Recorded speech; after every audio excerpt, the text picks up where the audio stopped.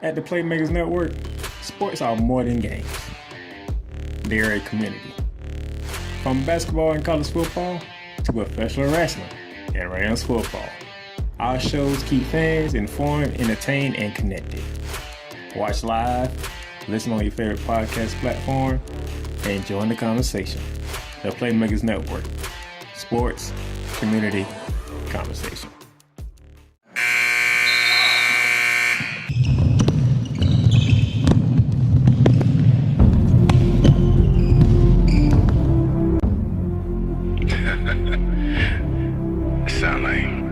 Sound like some Viking music, don't it? Yeah, gotta get it out the mud, that's the only way to win. Who am I to point the finger like I never ever seen? Been through the ups and downs like the letter N. They don't let you through the door, better kick that again. Cause that's the only way to win. That's the only way to go. Gotta get it out the mud, gotta get it out the flow. Cause that's the only way to go, let's go. Shooting lights out.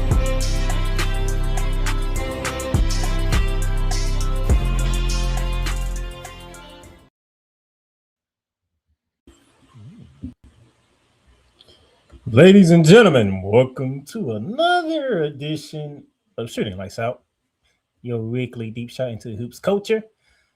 The Playmaker down the sound is here, and to my right is the EP of all EPs, Mr. Cole Johnson, who already wants to start off with foolishness out the gate.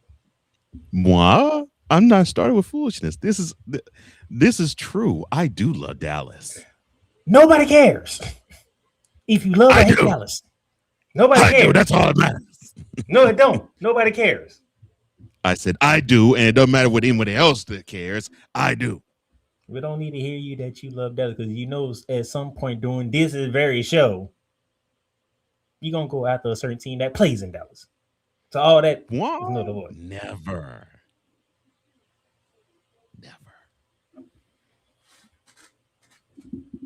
I already starting off with foolishness with you. We ain't even 5 minutes into the show. And see, you love it, though. That's why you're laughing.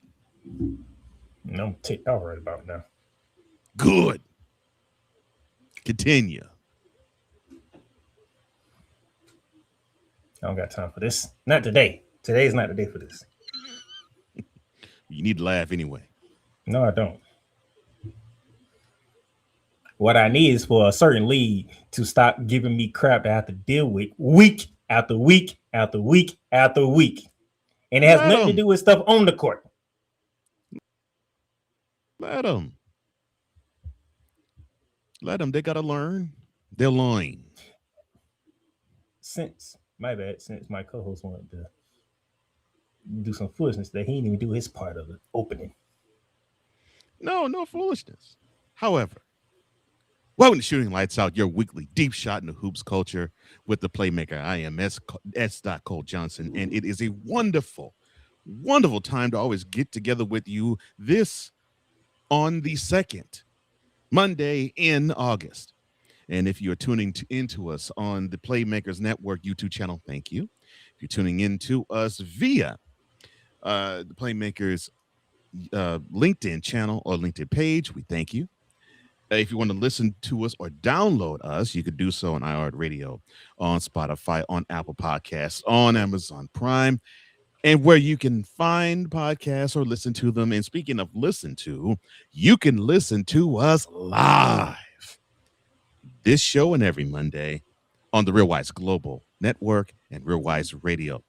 Shout out to my brother Wise Leffy. We got a chance to chop it up early today. Everything is good. He got a chance to rock with his family in Chicago. Got a chance to see his Yankees play the White Sox and the Cubs. So he enjoyed himself thoroughly. And we got a lot to talk about on air. I can't wait. And well, I'm glad one person's in the chat right now because I need to hear from him too. Oh, it's Sports Way with Dre Day podcast giving us salutes. A salute to you, sir. And the reason being is on tap for this show. We're going to touch on one foul done this past weekend versus a foul that was done last year. and the term white privilege. Of course, we're also going to tell you which was the game of this past week, and we're going to touch on other things as well. But one of which that includes our question of the day.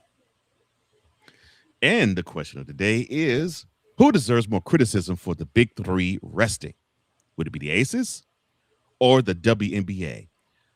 Give us your answer if you're watching on the Playmakerz Network YouTube channel. Below the description box, type your answer there. And if you haven't done so already, like this video, share this video, and subscribe to the Playmakerz Network YouTube channel for all the family of shows: Shooting Lights Out, Bearing Down the Gridiron, Ramley Talk, and Monarchs of Wrestling, and other things as well. But definitely, this is the Shooting Lights Out home. That would be the Playmakerz Network channel. And a brother of ours that's on vacation and podcasting. Dustin Henry in the house, or El Dusto 67. He says, "What's going on? Hope all is well. Thanks for making Monday a bit better." Well, you have just made, I ain't gonna speak for Playmaker. You made my Monday a little better just by your appearance here. And Playmakerz making my Monday a little worse because I can't show my love of Dallas.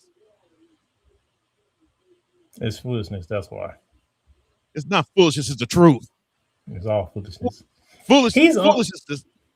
He's saying that because he has a visit to Dallas coming up very soon. Exactly. In a little more than 3 weeks, I will be in Dallas. So he's trying to play political correct stiff for Dallas now. No, I am not. I do love Dallas. I love Dallas. I just hate the Rangers, the Cowboys fan. Well, I definitely hate the Rangers, but I hate Cowboys fan. I hate SMU fan. I hate TCU fan. I hate Wings fan. And I hate Mavericks fan. No, he hate all the teams in Dallas. But I didn't say I hate the city, ever. And I didn't say I hate the Cowboys either. No, he doesn't hate the Cowboys because the Cowboys is comedic genius for football. That's right. Oh, they give me comedic gold. So I can't hate something. But if they start winning, he'll be hating them. As long as they beat the Jaguars, Colts, and Titans, I don't care. He really don't even want them to beat the Jags. To be honest with you, the really only team he want to beat in that division is actually the Titans. That's it. Well, no, I don't want them to beat the Titans. I want them to beat them down. That's the only team outside the state of Texas he can't stand. And I hate them worse than Oklahoma, worse than A&M, worse than any Dallas team, worse than the Spurs, worse than the Mavericks. I hate the Titans worse than all of them combined. Now that we've almost 10 minutes into the show, can we get started now? No. Since you said that this is foolishness, I'm telling you, I love Dallas. That's not foolishness. But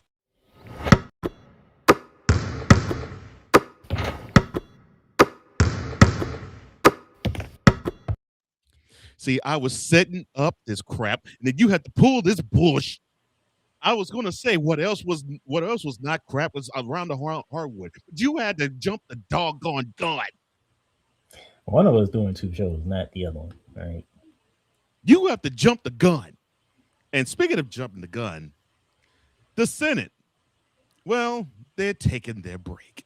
And it looks like the I'm sorry, I forgot. Don Nelson, kudos to you, and rest in heaven, sir. He passes away at 86.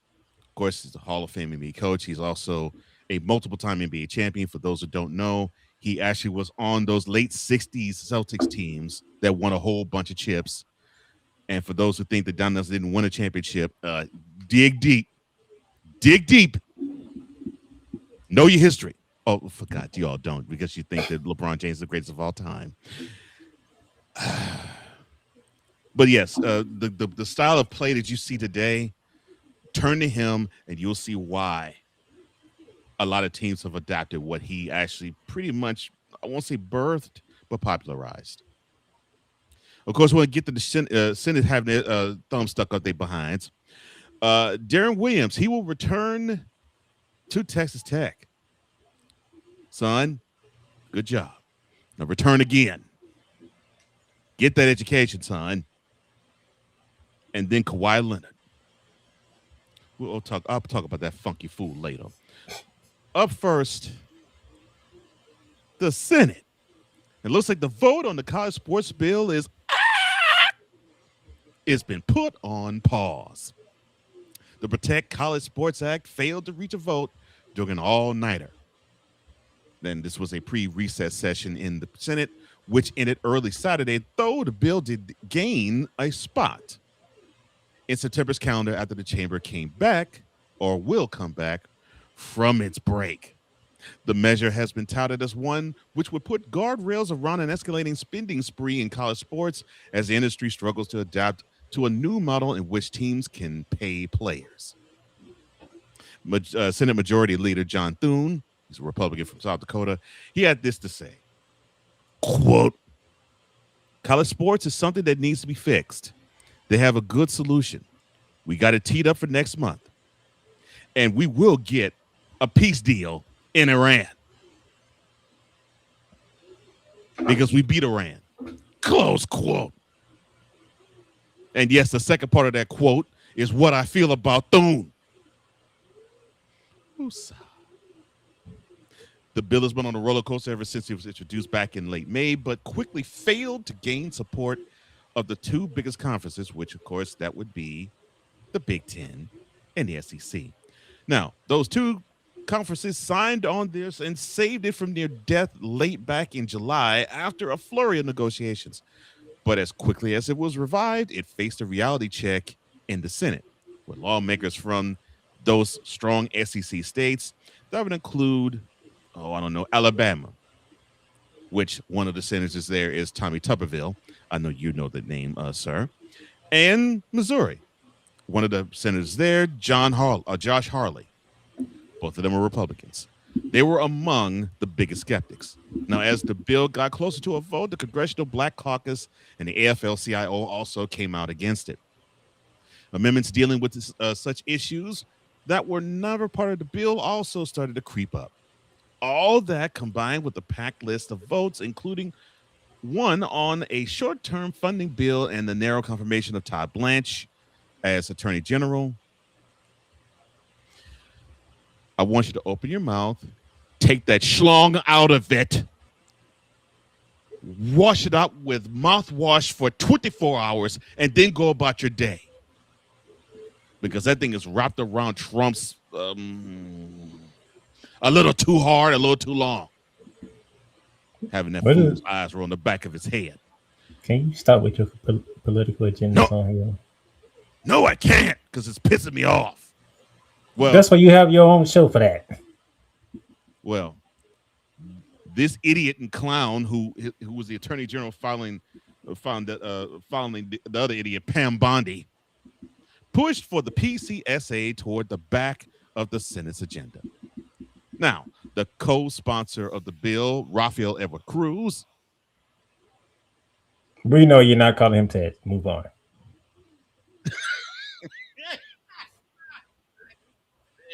Quote, my colleagues and I have worked hard to end the chaos, quote, which surrounds college sports, and predicted the bill would receive the support of 60 or more senators to keep it on path to become law.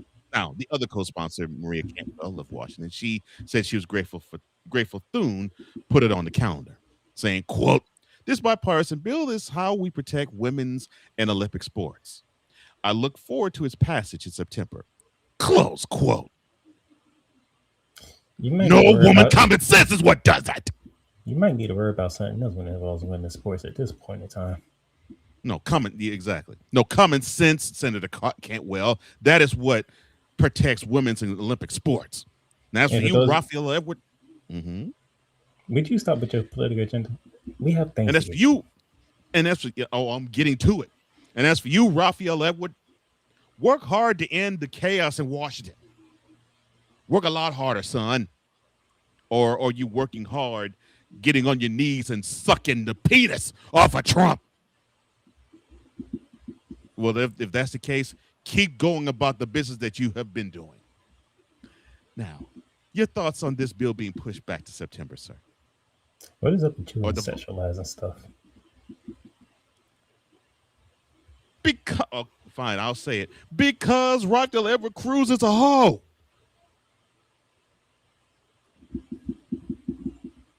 He's a hoe. You might want to use That's that right, for I said mentality. it. You might want to use that for mentality. That's right. I said he's a hoe. Come for me. Don't come for Playmaker. Come for me. That's right, Raphael Edward. You're a hoe. I bet you your jaws are strong. Lockjaw. Now, your thoughts on this Senate vote being pushed back to September? Should I be surprised? I wasn't. Then somebody say What happened? then somebody say that the government was going to go on vacation Mm-hmm. We said it in a month. We said it 7 days ago. Mm-hmm. And did y'all really think they was going to try to vote for this before they went on vacation? Oh, they said on vacation basically. When we read the article, we talked about it last week. So basically, I was like, okay, we look at all right. How about this? We take our break, we come back in September, and then we look at it again. But I will say this: the one person I do want to hear from, Tommy Tuberville. Okay, That's the guy I want to hear from.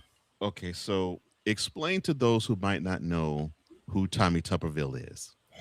So, if it wasn't for Gus Malzahn having Cam Newton, Tommy Tuberville would probably be the most known coach in Auburn. That's about right. Which means he coached the Auburn Tigers.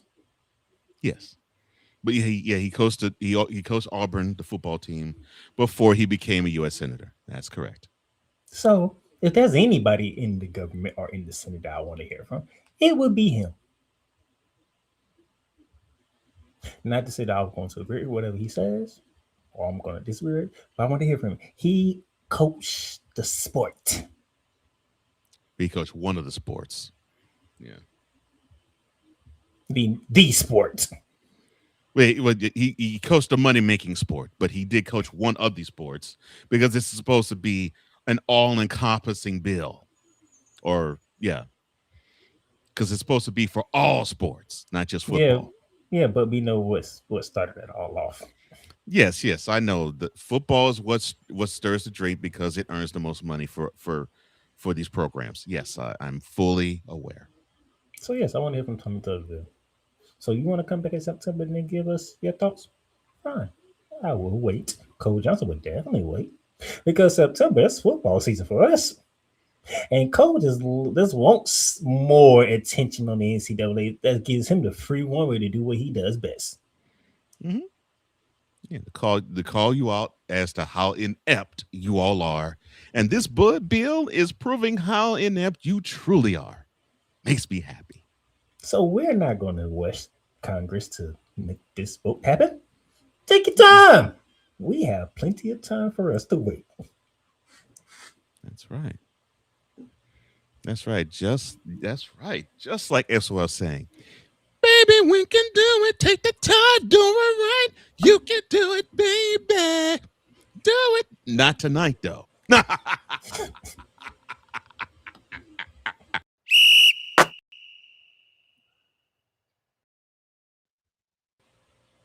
Take your time.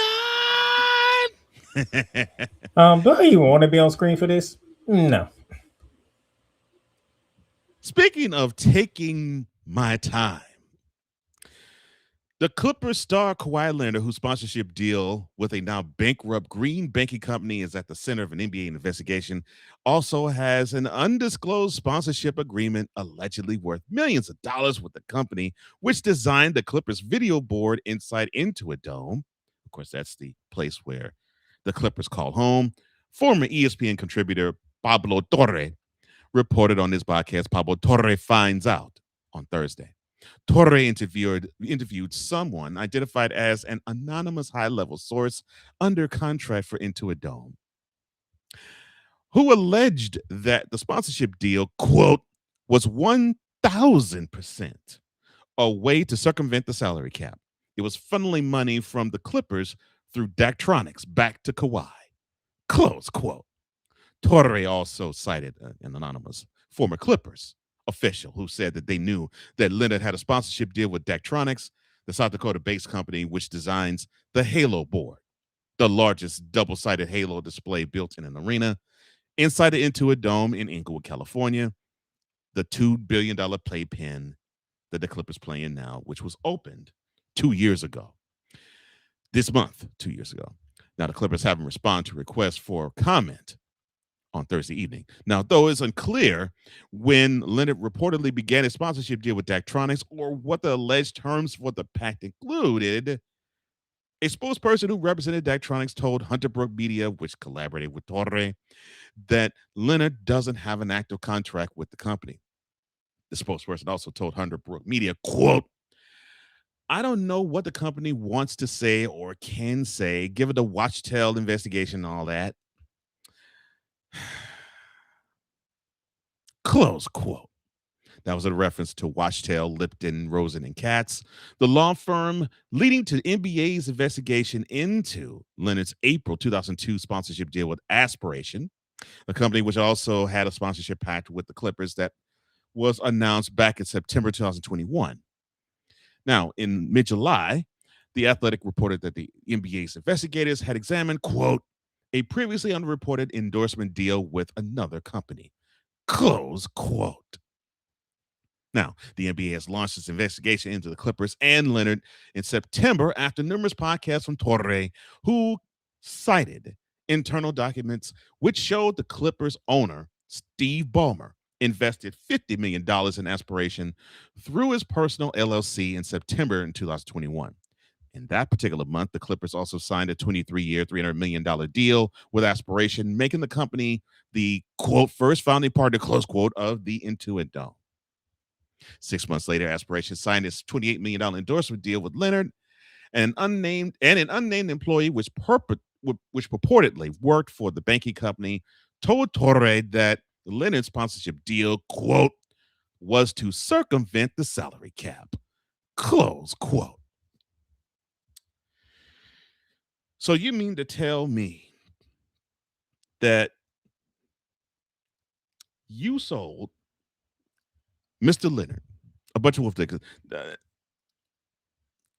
Yeah, I guess I could say Ballmer. You sold Leonard a bunch of wolf tickets, saying that you was going to bring a championship atmosphere to the Clippers, that he was the missing piece of the puzzle, that fresh off the chip that he gave Toronto, the first championship that they have won in professional sports outside of the CFL since 1993. You whisk him from Toronto to LA so he could come close to home, and you didn't have the money to do it. Can you spell collusion? I knew you could. Also, can you spell ridiculous? I know you could. Also, can you spell ineptitude? You most certainly can. Now, when Ballmer bought the team, he was supposed to be one of the richest men in the NBA. And part of the fanfare was the fact that he could afford so many different things. He could actually make the Clippers look reasonable. You know, they're not going to be looking poor. They're actually going to look as if they have money. And this is what results. So Kawhi has to get a deal that basically is tied to contractors for the arena in which your team plays. So I guess this 3-card money thing is working well because it seems like this is what we're doing. This is why I'm saying to you, NBA, NFL, basically baseball. I won't say it so much to the NHL because they actually had to deal with this issue and bring that whole league up from the brink. If this keeps going, your leagues are going to go belly up. Leagues, not teams, leagues. Because I'm thinking this is just one of the many deals that is sprinkled all throughout the NBA that can circumvent the money that you all want to pocket, governors, owners, and the money that you're willing to disseminate as salary. And so the reason why Playmaker is not on the screen is because one of Playmaker's favorite players is Kawhi Leonard. And he has felt that the Clippers, they will be champions at one point. And unfortunately, Leonard's health and Leonard's brain have said otherwise. And now it looks like his pockets are saying otherwise as well. What sucks is it looks like Leonard is an innocent bystander. But Innocent Mr. Ballmer is bystander. not. I said it looks like he's an innocent bystander. That claw-faced chump ain't no innocent bystander. I said he looks like one. I ain't say he is. Don't even put look like one in there. I got to. Why? Because he is a crumb playing in a bunch of a cobbler. Like he's a cherry cobbler. He's a cherry cobbler crumb, and Ballmer is the whole cherry cobbler. So yes, Leonard's hands are dirty. However, Ballmer's hands are full of pig slop and pig dung. Yeah, and pig dung and pig urine. And just when you would think the Clippers can't be any more of a laughingstock, now you have this. This team has been snake bitten almost ever since the inception of the league. Forget when they moved from San Diego to Los Angeles. This team has been snake bitten almost ever since this team has been chartered as a member of the NBA. And this was supposed to be a time where they were going to get out of being the little brother of the Lakers. But with crap like this, it just goes to show. And I'm not saying this because I hate the Clippers. I'm saying because it's just the truth. Los Angeles Clippers, you are and you will forever be the little brother of the forget the little brother. You're going to forever be the son of the Los Angeles Lakers. A redheaded stepchild. Mm-hmm. No, I take that back. Yeah. You will be the son, redheaded son of the Los Angeles Lakers, because you want to be like how they are, and you will fail miserably, and you're failing miserably here trying to play big boy games with little boy money. And we thought, Ballmer, you had big boy money. You might, but you don't have big boy money in terms of the NBA. Because you're making your team look horrible, bro. Jackass.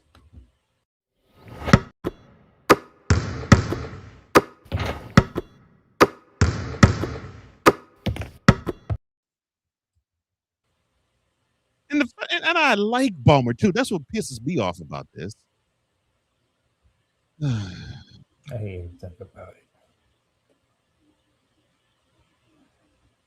I can't get them 4 years back either. Well, I mean, but look, you have him, well, an ailing Kawhi, and a motivated Paul George that brought the Clippers to its zenith 5 years ago.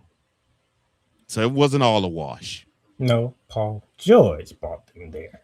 I said an ailing Kawhi Leonard and a reinvigorated Paul George.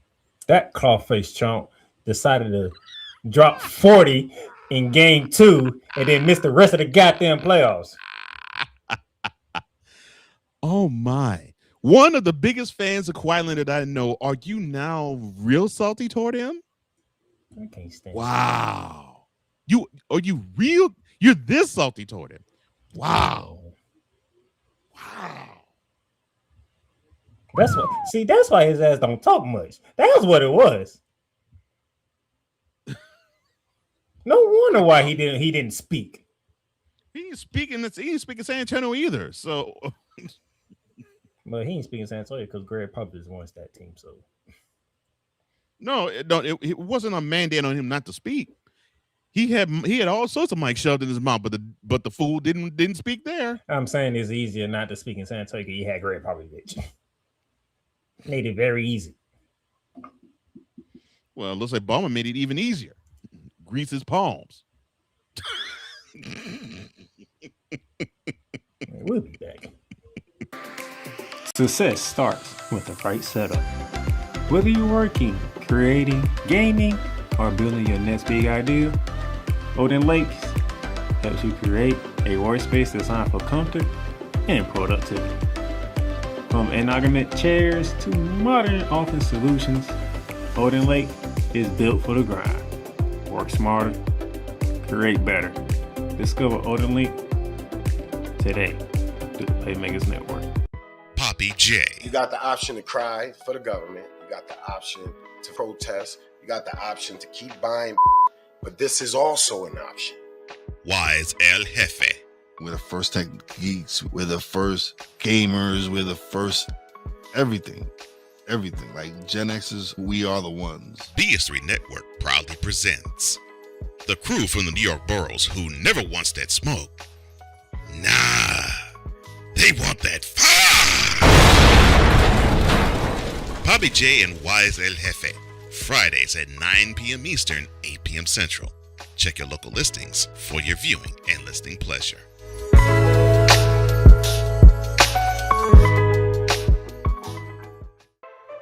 Big game today? Don't spend it in the kitchen. CookUnity delivers fresh, chef-crafted meals straight to your door so you can spend less time cooking and more time enjoying the action. Whether it's football season, basketball season, or fight night, CookUnity has you covered. Fill your day with CookUnity. Get started today through the Playmakerz Network. Welcome back to Shooting Lights Out, where the Playmaker has performed a funeral service for one Kawhi Leonard. Whatever. Dustin Henry, one half of No Credentials is Required. Shout out to you, and shout out to your partner Ryan McCarthy, who I owe a personal thanks to for many reasons, but definitely for one huge reason that has to deal with my future. He says, R.I.P. Don, talking about Don Nelson. Loved him in the late 90s and in the early 2000s. Of course, he was the Mavs head coach at the time. He was ahead of his time. Yes, he was. All you had to do is think of Run TMC in the early 90s. And you can think about those Bucks teams in the 80s where you had elite teams like the Lakers, the Celtics, and the 76ers. And you wipe those three off the mat, the Bucks were the best team in the NBA, but you had those three teams and they couldn't break the ceiling on all of them. If they got past one, they had to get past another, and it just didn't have the firepower to do it. Oh, Dre says, dang, Cole, with not 1, 2, 3, or 4, but 5 rolling on the floor emojis. And I'm assuming that was when I said that Rafael Edward Cruz has to actually stop using his jaws to suck on the president's penis. Dustin says, Cole is on fire. Thank you, sir. Thank you. I'd be ablaze if Playmaker just let me roll, but he ain't. Dre says, look, WNBA fault. 2 different time zones, less than 24 hours. Nasty work. And if you want to work that I'm sorry. Say if people want to know where that answer came from, there you go. Yeah. That's one of the answers to the question who deserves more criticism for the big three resting, the Aces or the WNBA. And to give you a little bit of background, the Aces No, played a game. that background's coming right now because we going right into that part of the show. Okay, well, let's run the fast break then. Exactly. I said let's run the fast break. That this guy has shown. Let me shut up. James off the steal. James with the stop.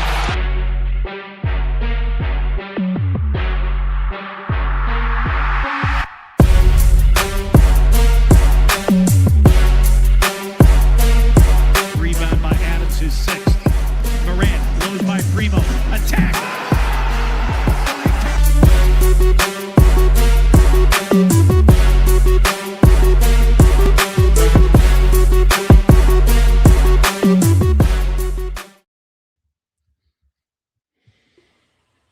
Time to run the fast break and game of the week, Mr. Johnson. Can you take a guess what the game of the week is?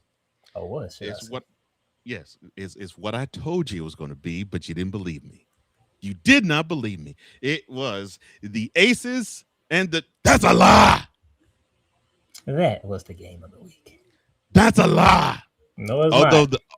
Although I love the result, that's a lie. No, it's not.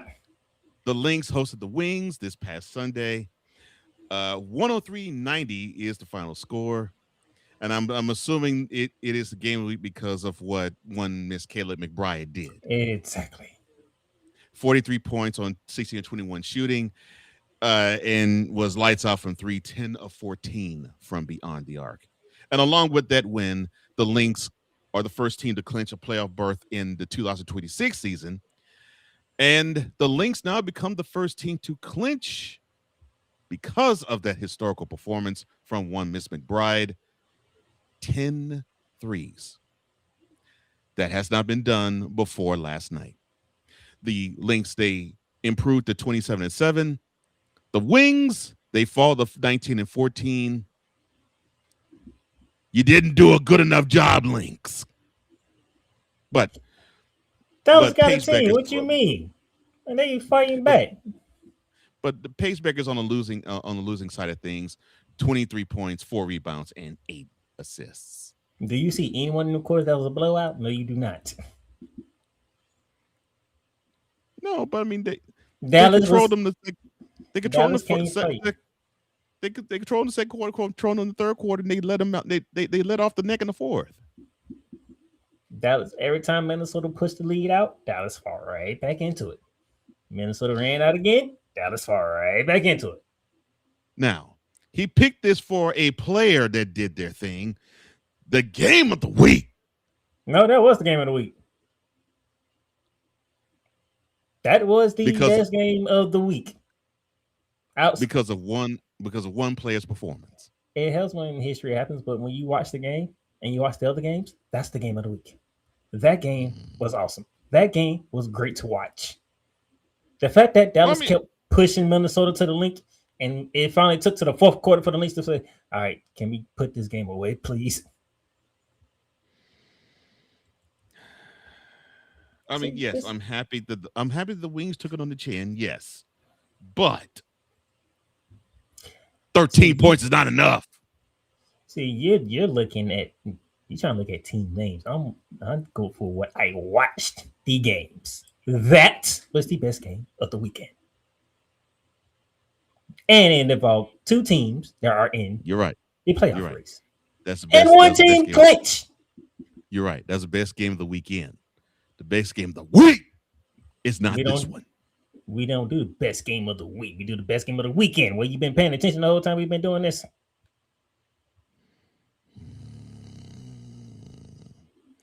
But as I said, this wasn't the best game of the week. Best game of the weekend. You won't be able to talk about the best game of the week. I know. I'm going to love talking about it too. But you can't talk about it. That game did not happen within the time frame of the weekend. I know. That's what sucks. Other attention. games on the weekend. I am, son. Other games of the weekend. The Valkyries, they clamped down on the Wings earlier this weekend by a count of 94-76. Went to Dallas and just pimp slapped them. Veronica Bird went for 22 and 7 dimes as the Valkyries decided to go to Dallas and own it. Beautiful, beautiful girls. I love that. On Saturday, we have the Lynx basically putting it to the Aces, just defending home court and beating them down 98-87. The woman who might steal MVP from Asia Wilson, I doubt it though. She's right behind her. But I doubt it though. But this last few weeks, whoo! Yeah, by the way, I'm glad you said that. Do y'all still think it's a rookie conversation that's to be had for rookie of the year? No, that woman is second in the MVP race. No. We want to talk about rookie of the year. No, we don't. No. We don't talk about rookie of the year. That is sown. Even if she were to go down with injury today, which I'm not rooting for or wanting for, but Olivia Miles went for 26 points and 7 dimes as the Lynx just simply had their way with the Aces. And right now, Olivia Miles is my favorite player in the WNBA at the moment. Speaking of the Aces, that woman, whoo, jeez. But the Aces, well, they played a tough game on Saturday. Then they rested a few players on Sunday as the Liberty gave Playmaker a wide grin with a 111-71 victory over the Aces. Not a wide grin. They did what they supposed to have done.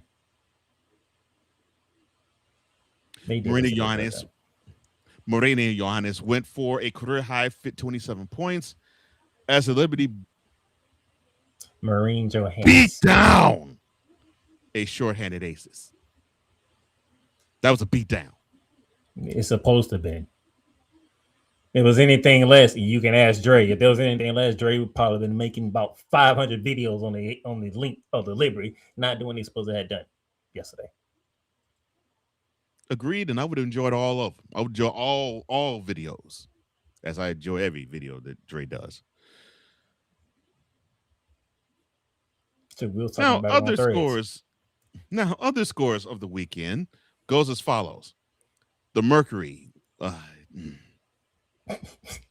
This is why I want to pimp slap the out you. You have one job. Why are you letting this team that's nothing get a dub on you? That was the Brittany Griner game that I told you about. I know that's what you're talking about. But doggone, you had one job. Brittany Griner won the win over her old team. She can't get one win over her old team. Just one. The Sun beat the Mercury on Friday. The Mystics also dimmed the lights of the Dream on Friday as well. On Saturday, you had the Fever beat the Sky, and the Fire beat the Storm. Oh, that Fever Sky game. We're going to talk a bit more about that later on. Sucker that game. We're going to talk a little bit more about that later on in the program. And the Fire, they burned out the Storm.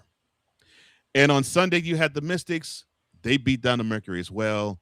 And the Valkyries decided to say, well, we're not going to torch the Wings. We're going to beat the Sparks too. So they went down south and did that as well. Beat the Sparks as well. I watched that game too, and the Sparks tried, but you got a Valkyries team that give up just above 77 points a game, and they just make offense difficult. They make running an offense difficult against them. And I love those types of defenses. Make that offense work. I love that. Make that offense work.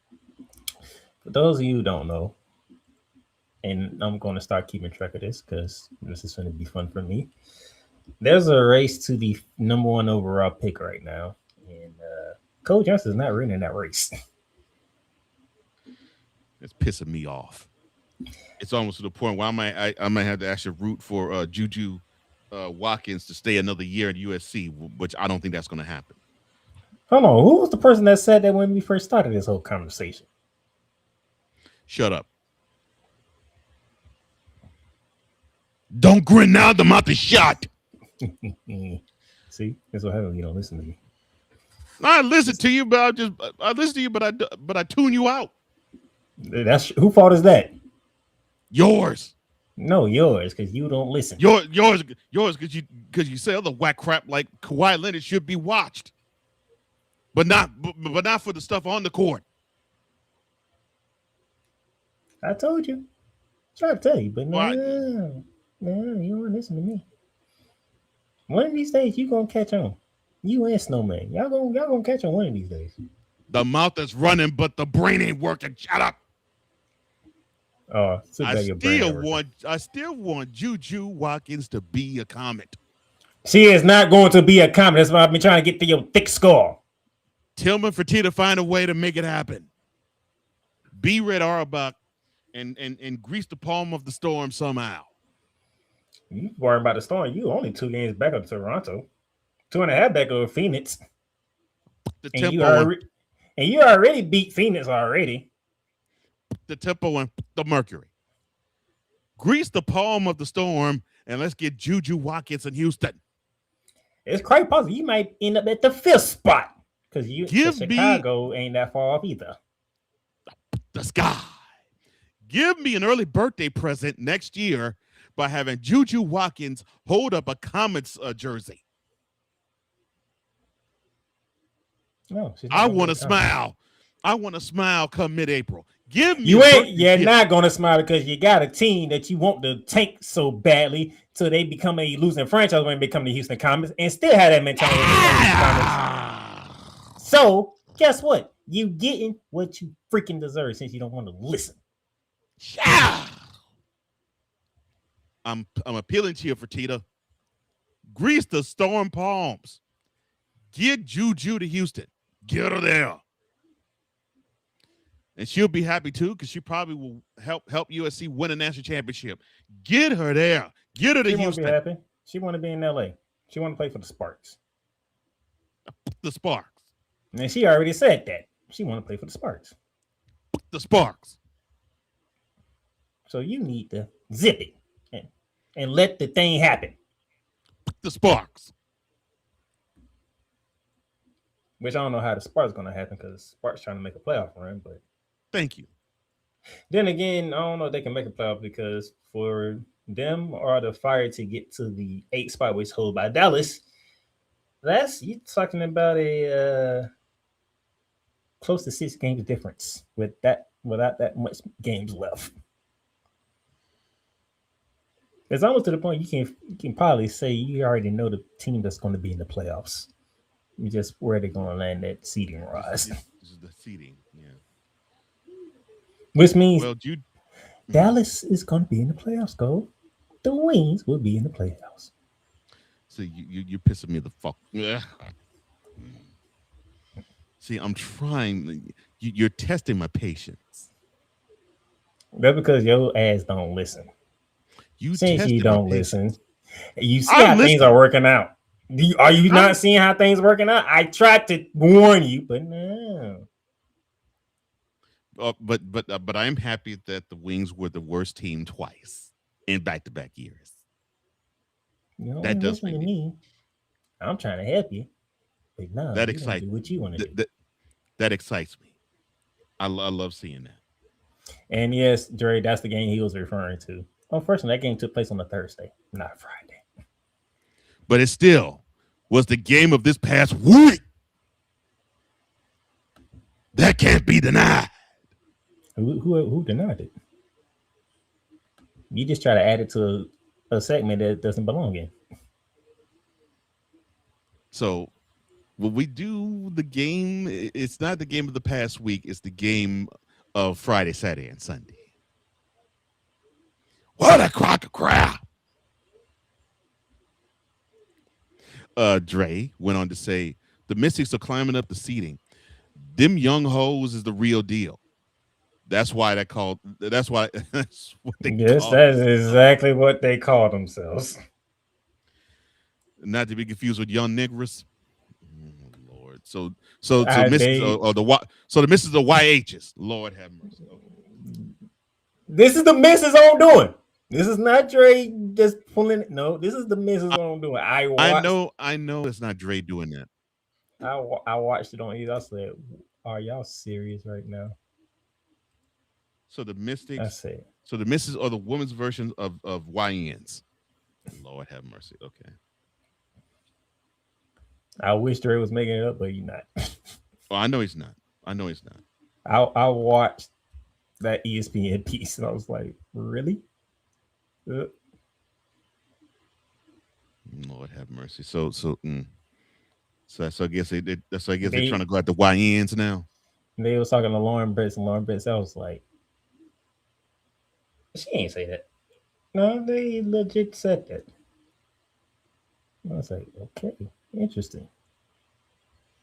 Young hoes.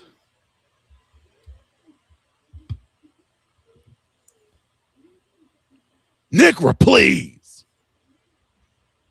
Lord have mercy. I mean, take a trip to DC and talk to the ladies, all right? They came up with that. I'd rather not. You never know the Nigra's there. Down low muff. It is what it is. But that's the fast break. That this guy has shown. Let me shut up. James off the steal. James with the stop.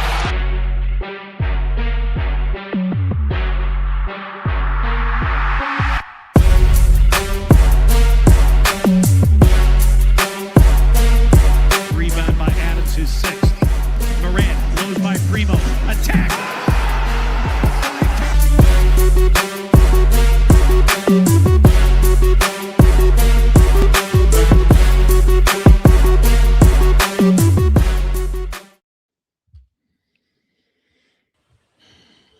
All right, as we head to commercial break, one last time,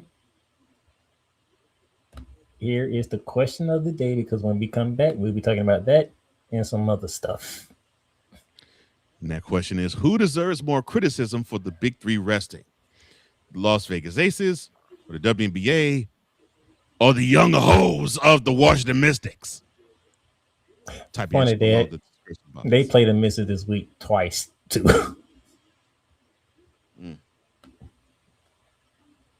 We'll be back. No matter what you are watching, one thing stays the same. You gotta represent your team the right way. Whether it's jerseys, hats, or hoodies, what you wear is part of the experience. If you're looking to upgrade your gear or getting ready for the next game, we got you covered. Hit the link in the description and shop officials licensed gear through Fanatics. Every team, every league, every fan. Don't just watch the game, represent it. Rams fans all around the world. It's a beautiful thing to be a Rams fan right now. Stafford's back.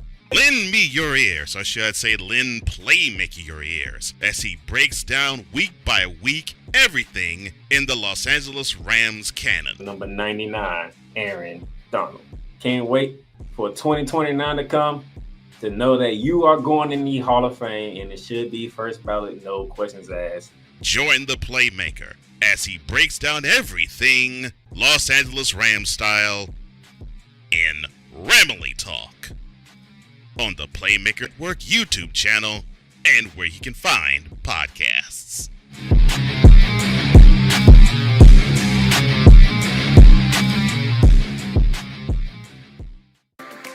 Success starts with the right setup. Whether you're working, creating, gaming, or building your next big idea, Odin Lakes helps you create a workspace designed for comfort and productivity. From ergonomic chairs to modern office solutions, Odin Lake is built for the grind. Work smarter, create better. Discover Odin Lake today through the Playmakerz Network. This is a BS3 Network presentation.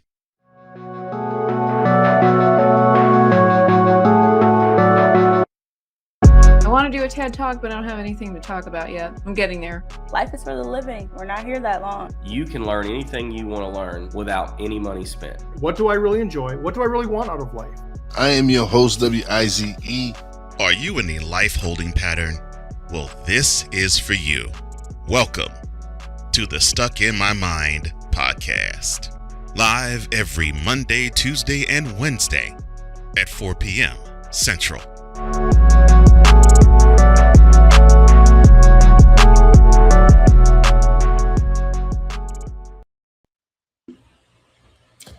And welcome back. And one of Cole Johnson's favorite shows on the network returns this week. Oh, Ramley Talk. Okay. Ramley Talk. Well, yeah, the NFL. Last week we, of course, premiered Bearing Down the Gridiron. It's only right that Playmaker himself gets to premiere for the 8th year? Seventh season. For the 7th season, Ramley Talk. You can catch it every single Thursday in the late summer, the fall, and the early winter time, for as long as the Rams are in the playoffs, obviously. And you will get some in-depth analysis, both on the field and off the gridiron, from a Los Angeles Rams fan and enthusiast and journalist, one Mr. Darnell Playmaker Silence. Ramley Talk will make its debut this coming Thursday. So all you Rams fans, go to the Playmakers Network YouTube channel and watch your boy do his thing. 4 shows in rotation. Good gracious.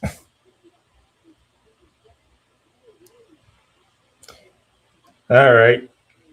We'll talk about Bear Down the Gridiron when we get ready to close the show. All right. WNBA headlines. That's why I didn't put it in the Around the Hardwood, because it deserves its own segment for this. Yes. We will touch, of course, on Dijonai Carrington and Sophie Cunningham a little later. Actually, no, we're gonna go straight in order. I know, but let me set the rest of the stuff up first, though. So the WNBA, who was about to actually say you're going to serve a game suspension on Caitlin Clark, they said, not so fast. The league actually rescinded the 8th technical foul that Clark drew. Automatic 1-game suspensions will always happen after every 8. And an automatic 1-game suspension would have happened if they didn't review this, or if the review were to have held. But it raises, though, renewed questions about if officiating. Don't even say number 3, because I'm going to enjoy number 3 when we get there. Oh, I'm going to enjoy this. Cathy Engelbert, open her mouth. I'll go to that. I'll just set it there. The Aces' low management criticism comes hard and heavy after they rested 3 players yesterday. The Aces rested multiple key players in their 111-71 thumping in Brooklyn. It sparks up more debate. Excuse me. Had to belch there. But it sparks up more debate and player rest, and probably even scheduling issues and conflicts. But it also has to touch on the fairness of the fans of watching the product and the competitive balance of the league as well. And then we'll close it out with the World Cup roster. And we're going to dive into that roster. We are going to dive into that roster. Yeah, and then you have the World Cup roster, which is set. We will touch on each player in it as well. The roster features 7 players that are set to make their debut in the World Cup. This will actually comprise of the FIBA World Basketball World Cup, which is being held in Berlin. But we're going to begin with Dijonai Carrington being ejected after the Flagrant 2 that was put on Sophie Cunningham in the first quarter. Now, for those who didn't see the play, Cunningham was on a fast break. She was about to lay the ball up, but from behind, you had Dijonai Carrington give Sophie Cunningham clothesline from Hades right to the temple. Ball went up.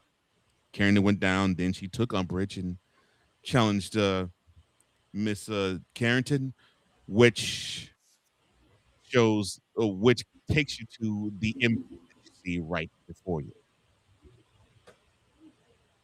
Now, the part that is a little bit on the alarming side when asked about the foul and asked about the ejection as well, on social media, Miss Carrington posted that this was about of, quote, white privilege, close quote. And for that, I now will step aside and the Playmaker. My bud Dre's in the chat. Dre can tell you how I feel about Dijonai Carrington. Cole Johnson can tell you how I feel about Dijonai Carrington. And the play she made, we've seen her make plenty of times. Matter of fact, she has done it in playoff games where she chases down a breakaway layup and actually blocks the shot. As a matter of fact, if I recall, I think she did it to my Liberty at one point in time. And I believe Cole Johnson on that episode was trying to console me because that was a very devastating one that ended in an L for the Liberty. Yeah, you took that one hard. So this ain't the first time. This one was just, you didn't make the play, Dijonai. You didn't make it. And to be quite honest with you, you had no chance of making that one.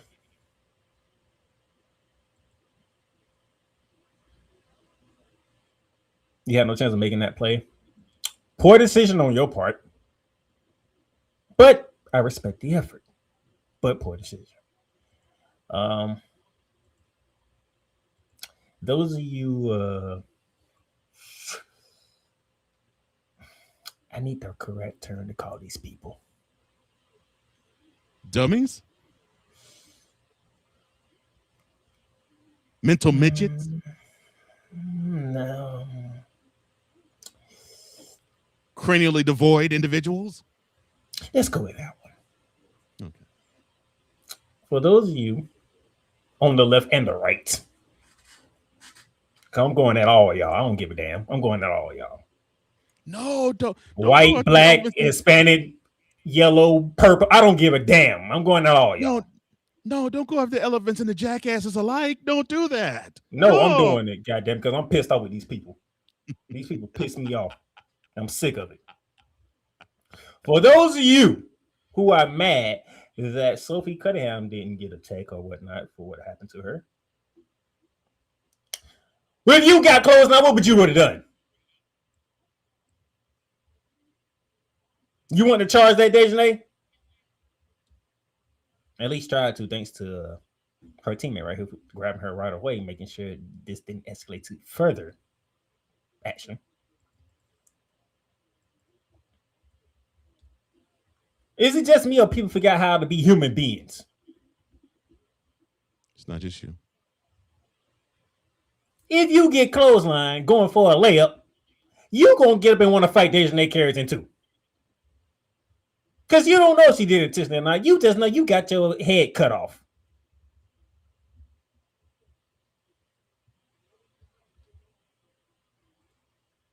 But like my brother Dre is doing on social media, those of you who have not been watching the WNBA and have not been paying attention because you feel like the WNBA is nothing, you wouldn't know the history with Dijonai Carrington and having a history of making chase down blocks. The reason why she did what she did Saturday. She just missed on this one. You mean people are thinking that are they erroneously calling Dijonai Carrington a dirty player? They call her a thug. They said what she did to Sophie Cunningham was intentional.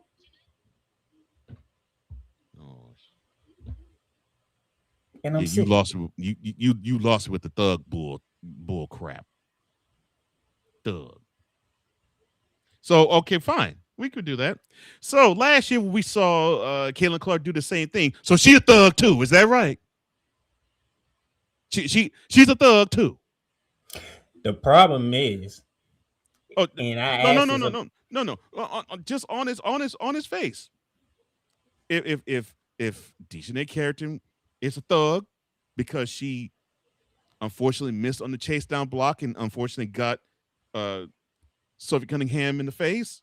So when last year we saw Caitlin Clark do that same thing to Kennedy Carter, that makes her a thug. Oh, there we go. Perfect. They're both thugs. Shut up. And those of you who want to talk about Sophie Cunningham and how she was revered and cheered for what she did to J.C. Sheldon, who ironically I should pay is a teammate of Dijonai Carrington, ironically. Last year, do y'all know the context of that game? Y'all talking about a game. And Cole Johnson, Dre, correct me if I'm wrong in anything I'm saying. When the Connecticut Suns played the Indiana FIBA, Jesse Shelton was getting physical with Caitlin Clark. Maria Marbury was getting her some of Caitlin Clark. That game was physical out this world. And the rest was like, y'all play. No, y'all just go ahead and go play. We talking about the second quarter here. Until they got when Sophie Cunningham made sure J.C. Sheldon didn't go up for a layup, that was in the fourth quarter. And by that time, it was like, since the refs ain't gonna do nothing about it, hell, somebody gonna do something about it, and it was Sophie Cunningham. And guess what? Sophie Cunningham got ejected. Sheldon got ejected because none of her teammates stopped her from getting back at Sophie Cunningham. If I remember correctly, them two was in the headlocks together, right? Mm-hmm. Legit headlocks each other. You see this picture right here? You see another Indiana FIBA player holding her back before she can get to that point. That would be correct. Context matters. And if you watch the game from last year, you would know all this. See, there's a part of y'all there that's not calling it out correctly. Last year, the Webs let that happen. Because they ain't take full control of the game in the first half when they should have. When they see what kind of game this was going to be between Connecticut and Indiana. Saturday, the rest nipped it right in the bud, quick there in a hurry. Friggin' to foul, Dijonai's got to go. Now, Dijonai, you know where you wrong at? This is where you're wrong at. The foul happened. Things like that happen throughout the season. You going to social media and posting that right after you got ejected. You can't call white privilege when you the one that committed the crime. Now, these jackasses on the other side that want to call you a thug and all that, they need to shut the hell up. And I don't give a damn how they feel about me. You ain't try to take her head off. You just end up doing it. You need to wrap that mouth around the penis. But you can't be posting that. And that's where Coach Johnson has an issue with you.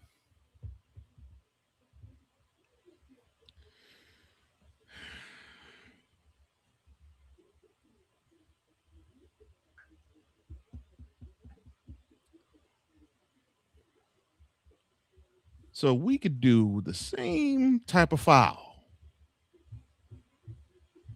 but one is considered the savior of the WNBA, and the other is a thug. No, the Caitlin Clark enforcer.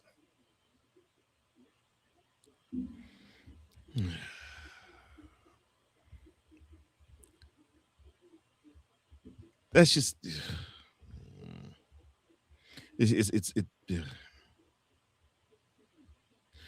don't understand why you all want to think like this. Why it has to be this baseless in tone, in temperament, in understanding. You understand. You understand. But for those of you who don't understand, let me put in simple terms for you. A black woman closed down a white woman. Yes. I get why the mental midget said it. My thinking is, so you had a black player close on a white player. The year before, a white player closed on a black player, but did you call racism then? Did you call black privilege then? You could, because most of the league is full of black players. No. I was like, that's just a hard foul that happens. Oh, Caitlin will do better. No, call her a thug too. If you're going to call Dijonai Carrington a thug for what she did, call Caitlin Clark a thug. Please call her a thug. And those of you who don't know basketball, I know, because guess what? Dijonai Carrington would be on my team. You want to have players like Dijonai Carrington on your squad. You want to have one that fights every possession. And by the way, that makes things hard for you to just simply operate normally. That challenges you as an offensive player. You want that type of defender on your team. And Dre, remind us, didn't Dijonai Carrington win Defensive Player of the Year one year? Can you just remind us? Because I want to remember. I do believe she won Defensive Player of the Year one year. One of the years Adrian Wilson didn't win it. She's one of the top defenders in the goddamn league. But you weak-minded, fine. You weak-minded jackasses call her a thug. Well, I'm gonna challenge you, mental midgets. Please call Caitlin Clark a thug, because she did the same crap last year.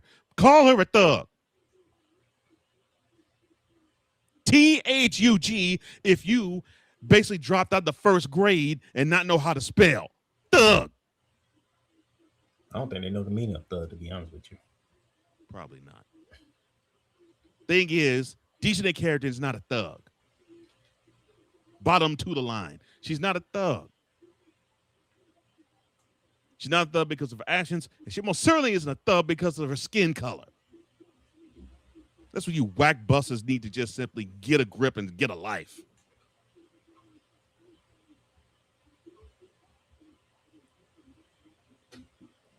I mean, you're simple-minded dummies. It sometimes makes me not even want to talk this because of the simple-mindedness that you all employ in, I can't say covering, I can't say analyzing, observing what you see before us. Was it a foul that was hard? Yes. Did it warrant a flagrant 2? Maybe. But do I think Dijonai Carrington is unhinged or a dirty player? Not even close. I've seen a lot worse from many in the WNBA, and they weren't dirty players. So lay off of her calling her that. She's not even close. Not even close. Jeez. So we just have to have. This is why I said to you last week, Playmaker, the way society is geared, it is split between if you are liberal or conservative, if you are black or white, if you are rich or poor. It is that baseline, and that's simple because you got most in society that want to operate in that base understanding of life. Hold on. So you're telling me, Dre, 2 years ago, this so-called thug was named Defensive Player of the Year.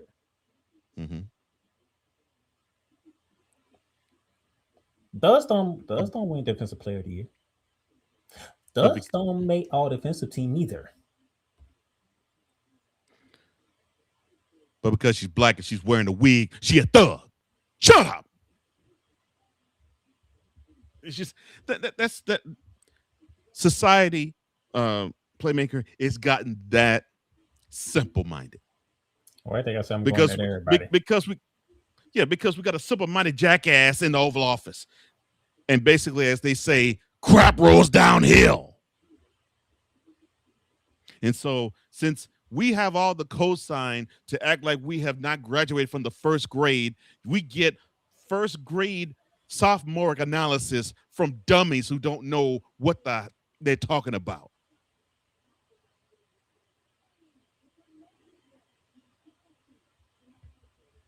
And oh, by the way, that mental midget in the Oval Office, he's taught a bit about the WNBA too. I don't pass this no orange head. Unfortunately, I have no choice but to pay attention to Orange Head and Brown Dumper, because I want to be aware as to what is coming down the pike from this mental midget. And yes, he has commented on Caitlin Clark and what she's done in the WNBA. He has. This year. Not just in recent memory, this year. The fact that Curry is sitting here writing letters to WNBA on behalf of Caitlin Clark is stupid as hell. And I'm not doing this because of Caitlin Clark. Caitlin Clark ain't even asked for Congress to do that.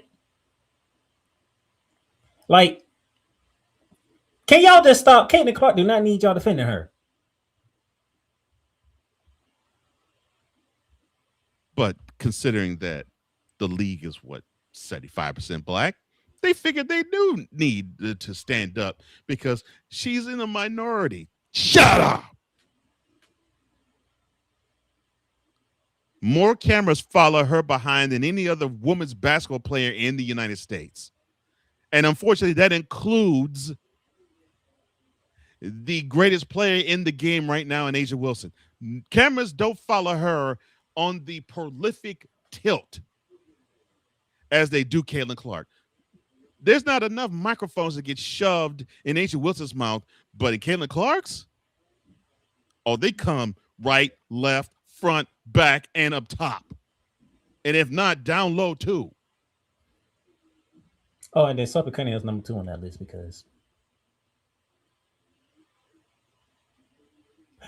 Sophie Cunningham became number 2 on that list because of what she said last week. And again, as I said, society has come, it is broken down to rich, poor, white, black, Democrat, liberal, conservative. Oh, and another one too, gay, straight. So it's if you're against whatever the platform is, you're public enemy number 1 to whichever.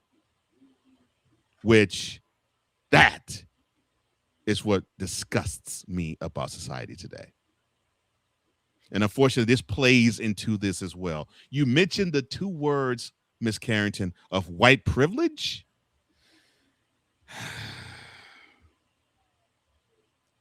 No, not in this case, sweetie. Not in this case. No. White privilege is when you go to a job and you do the same function as someone else, but the degree of difficulty is much harder for you than it is for somebody else. And the skin color is much lighter for them than it is for you. You basically have to jump through all sorts of hoops, dodge all sorts of potholes, and leap over all sorts of hurdles where your white counterpart has an obstruction-free path to the finish line. That's white privilege. What happened with you, Miss Carrington, is the fact that you played hard, you worked hard, you tried to make a miraculous play that you have done countless times. It just didn't work. And the subject that you hit took a little bit of umbrage to that. And I think if the shoe was on the other foot, you take umbrage to it too. You know that, Dijonai. You know that. If someone would have clotheslined you from behind, you would take umbrage to that yourself. That isn't a white privilege thing. And I know you probably said it because of the subject matter. I clotheslined a great white hope. No, not in this case. You clotheslined a player. And I get why the refs wanted to go flagrant 2 because, like you said earlier, Playmaker, the refs wanted to basically control something to not go left to center like they have not done in the previous 29 years.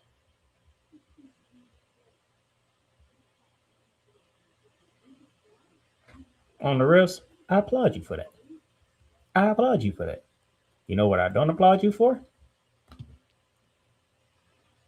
This right here. Oh, you mean having tender skin? Because Caitlin Clark in the same game. Yes, in the same game between the Indiana Fever and the Chicago Sky. She was trying to drive past the Natasha Cloud. Cloud fouled her. And Clark was running in the direction of a ref. She put on the brakes and braced herself to not bowl over the ref. She lightly glanced her. The ref.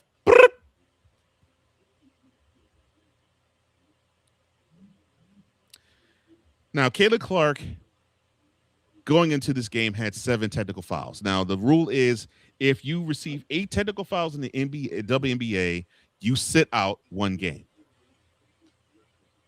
So she got whistled for her 8th technical in that game. Well, the league looked at that, they reviewed it, and they said, "Nah, let's take that technical foul off the books." So it does mean that Caitlin Clark will not miss the game against the Liberty this Tuesday. She is available for it. I'll let you go first. But what's so messed up is you knew this one was not trying to run into you. You know the difference between someone who really does not give a crap if you're in the way and someone who does and braces themselves. And on top of it, Caitlin Clark is a smart woman. She understood I sneezed wrong. And I might actually have to sit a game. And then you prove her right.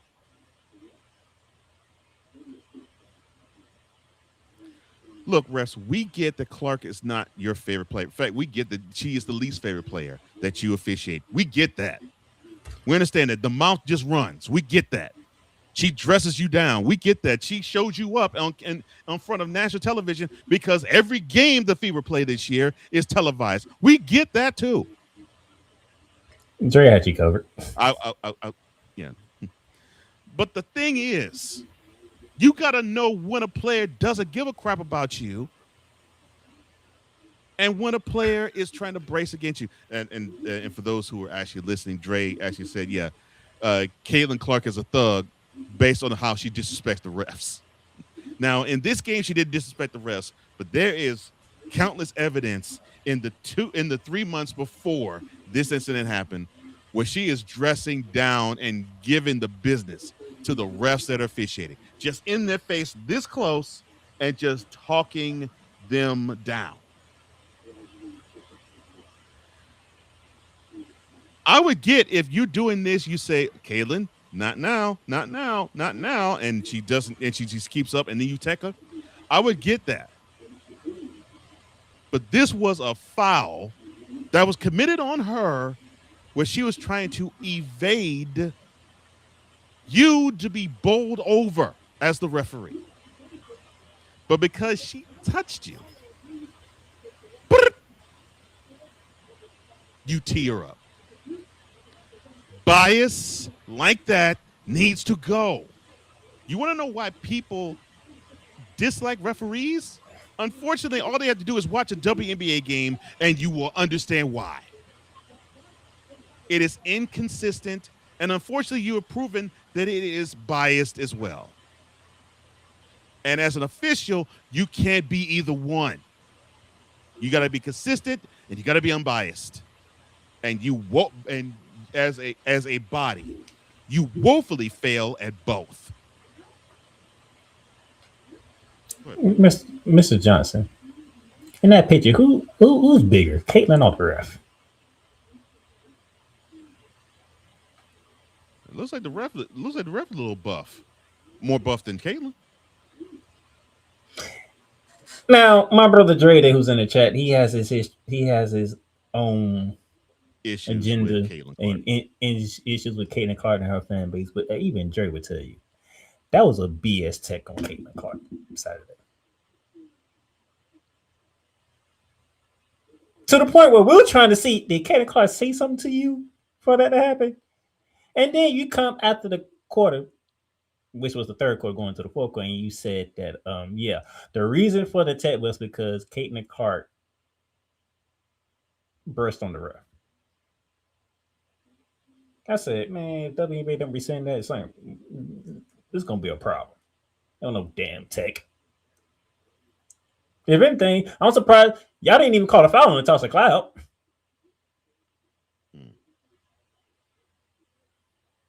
Caitlin Clark didn't say nothing to you. But you teed her up. I'm like, no, that's not a freaking tech. You know how egregious that? Who they play tomorrow? They play the Liberty tomorrow. You know how egregious that would have been if the WNBA didn't receive that tech? A tech that was not warranted. Oh, you would have heard. You see, that's what I'm talking about. There's bias against Caitlin Clark. Unfortunately, there is one person where we definitely would have heard that from that we know of. That's bias against Caitlin Clark, and that's proof right there. And unfortunately, he and everybody else would have been right, and I wouldn't have had anything to say about it because I'd say, you're right. We couldn't argue it now. You're absolutely right. Because she wasn't even trying to get to you. She was trying to brace herself to not hit her. I'm like, how can we see that, but the ref that's a lot closer to her than we all were can't? As much as we have our issues with Caitlin Clark fans, unlike Dre, because Dre's more intentional with it than us, we're not gonna lie to you. That was a BS tech right there. So the WNBA did the right thing in rescinding that because that was stupid. That tech shouldn't even been called. And guess what? You text Stephanie Wright, but I don't care because Stephanie Wright did the right thing. How dare you get a tech on my player who didn't even do nothing to get the tech in the first place? And speaking of Stephanie Wright, let me go back to Dijonai Carrington real quick. People are calling for Stephanie's right job because she didn't throw Dijonai Carrington on the bus. She didn't last shot at Dijonai Carrington. Stephanie Wright coached Dijonai Carrington when she was playing for the Connecticut Sun. She knows Dijonai Carrington. She knows how she played. So she's seen Dijonai Carrington make that play. Even if she didn't coach her, why? Why would she need to do that? What's the point? She coaches the Indiana Fever. I know that has become the hub of everything right now. I know that. I know Sophie White's the coach of the Fever. I know that. And I get that Carrington is a player on the Sky. I get that too. My point is, it's an opposing player who got ejected out the game. Why should she even say anything? Because to me, she got, if there was any result that she would want, she pretty much got it in favor of her team with the flagrant 2. So why would you need to have White say anything? Why? There's no point. You know they was going to ask the question. You know the Mill was going to ask her the question about it. Now, you pepper in the flavor of, yeah, I coached this woman before. Yes, it's understandable that she definitely wouldn't say anything because she knows the player. She innately knows the player. But just watching the sport, let alone coaching it, what purpose would it serve for the head coach of the opposing team to say, Well, yeah. That was foul. She's foul, and we want to rid that type of energy from the league. What purpose would that serve? That wouldn't serve any. Not even to fan the flames of that ridiculous, cancerous talk. Because then it would make us all think, oh, well, we know that you don't have a brain, Stephanie. And she does. So, no, that's stupid. It's absolutely stupid. But this right here, that was a bull ass tech. Okay? That was a bull ass tech. And Caitlin Clark, I'm going to commend you because you handled it correctly. You didn't lash out. Yes. You didn't go back at the ref. She let everything play itself out, and it ended up being in her favor. And I'm glad it was. It needed to be in her favor because that was a technical foul that needed to not be called. And I'm going to go ahead and throw this up there because this guy has a point. PP5207, we thank you for joining us, sir. He says, look, guys, Caitlin Clark has laughed multiple times about Tex. Refs see that. She has to mature also. I have no issue with that. What did I say earlier? She earned a reputation by basically being these close up to the refs and just give them the business on national TV, and every one of their games being televised. So these refs are being shown up time and time and time again. She's going to receive that, but that still does not excuse the refs for having to do two things while they put on that uniform, and that is to be consistent and to be unbiased. Even when you have Caitlin Clark brat-wise just chew up and down refs, they have to be unbiased and they have to be consistent. And that technical foul that was called, that is a biased way of officiating. No need to apologize. No, Pete. You don't apologize. You made a good point. You made a wonderful point. And I know I speak for Playmaker when I say this. I agree with you 100%. 100%. But yes, you're right. There is such a thing as you earn your reputation of ... You know, like for example, Dennis Rodman wasn't so much when he was a Piston. It was a little bit when he was a Spur, but definitely when he was a Bull. He earned a reputation of getting the quick whistle because you just never know what type of shenanigans he was going to pull against his opposing defender or opposing play that was on offense. And he would do some real strange things. And I do say strange. Sometimes it bordered on violent. For example, he kicked the cameraman in the nuts. I mean, it's just things like that. You earn a reputation. Another prime example, Rasheed Wallace. One of the greatest players I've ever seen. But the king of technical fouls. But that dude should not have had Wallace in the back of his jersey. He should the name on the back of the jersey should have been looking for a reason, because all he needed to do was breathe in the referee's direction and he got called for technical fouls. So yeah, 90% of it he deserved it too. No, sometimes he did deserve them. But my point is, to you, Pete, 100% correct. The way that you do maneuver in the space of the court, sometimes you earn the reputation of how the refs officiate you. And in the case of Caitlin Clark, she's being earned the reputation of if there's a little bit of some rough play on you, we might actually swallow the whistle. And if you want to dress us down, we'll throw the tech on you quick. She has earned that, but she didn't earn that. She did not earn that tech that happened Saturday night.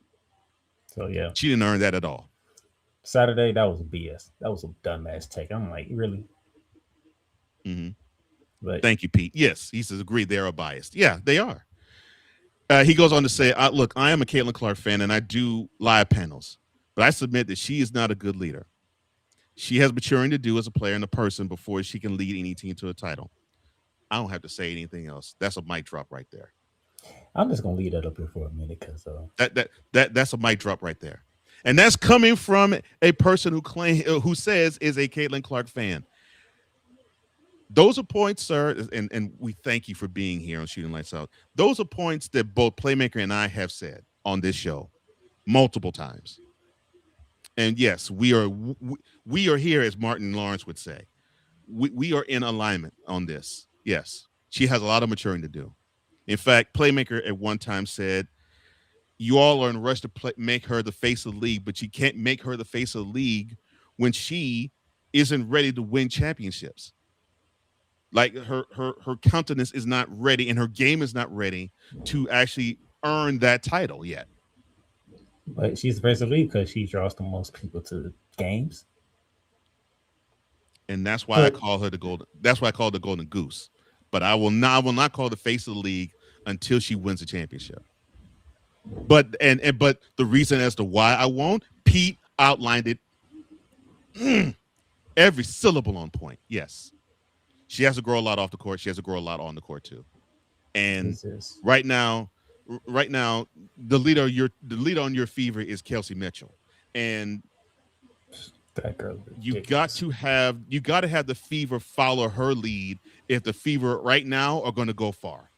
Because if they follow Caitlin Clark's lead, all you have to do is watch what happened Thursday night at home against the Aces to show you why your point is on the money, Pete. On the money. Her IQ is not there. And he goes on to say, look, as the court general, the team goes as the point guard goes. Coach K or Mike Krzyzewski always preached that. For those who don't know, Mike Krzyzewski is the legend, now former coach of the Duke men's basketball team. He says his biggest rule for his point guards was, quote, must always maintain stoicism out there, close quote. 100%. Never let them see you sweat. Because if an opponent, it's that way with point guards in basketball, it's that way about quarterbacks in football, it's that way about pitchers in baseball. And it's that way about goalies in hockey.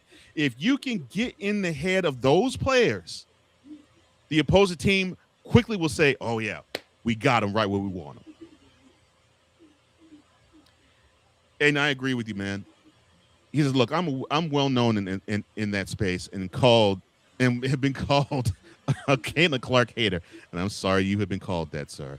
He says, because I do not do idolatry or blind excuses. All this GOAT talk is nauseating, and it shows a lot of folks do not believe in her like they claim.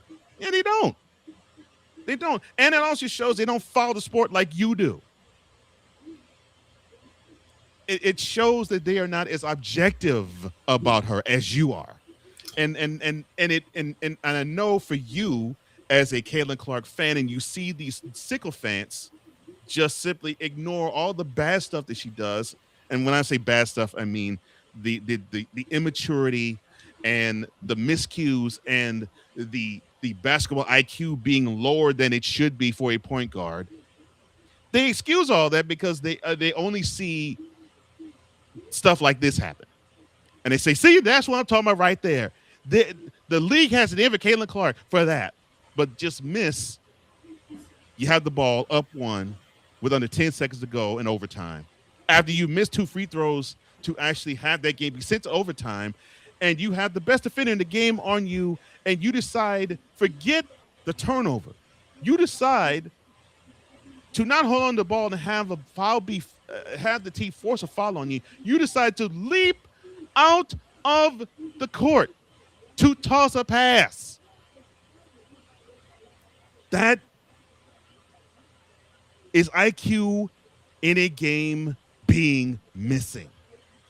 Then you throw on top of it your stoicism point, and it just shows that Caitlin Clark right now is one where if you get in her head, you pretty much can get the fever thrown off their game. I'm gonna come back to Pete's other comment, but Coach Johnson's gonna elaborate on this comment because somebody on this program said the exact same thing not that long ago. Mm-hmm.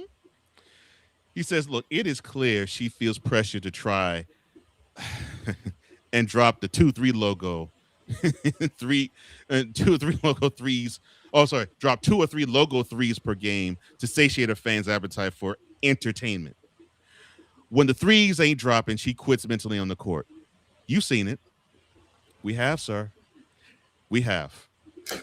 Did somebody not say not too long ago that she was feeling the pressure?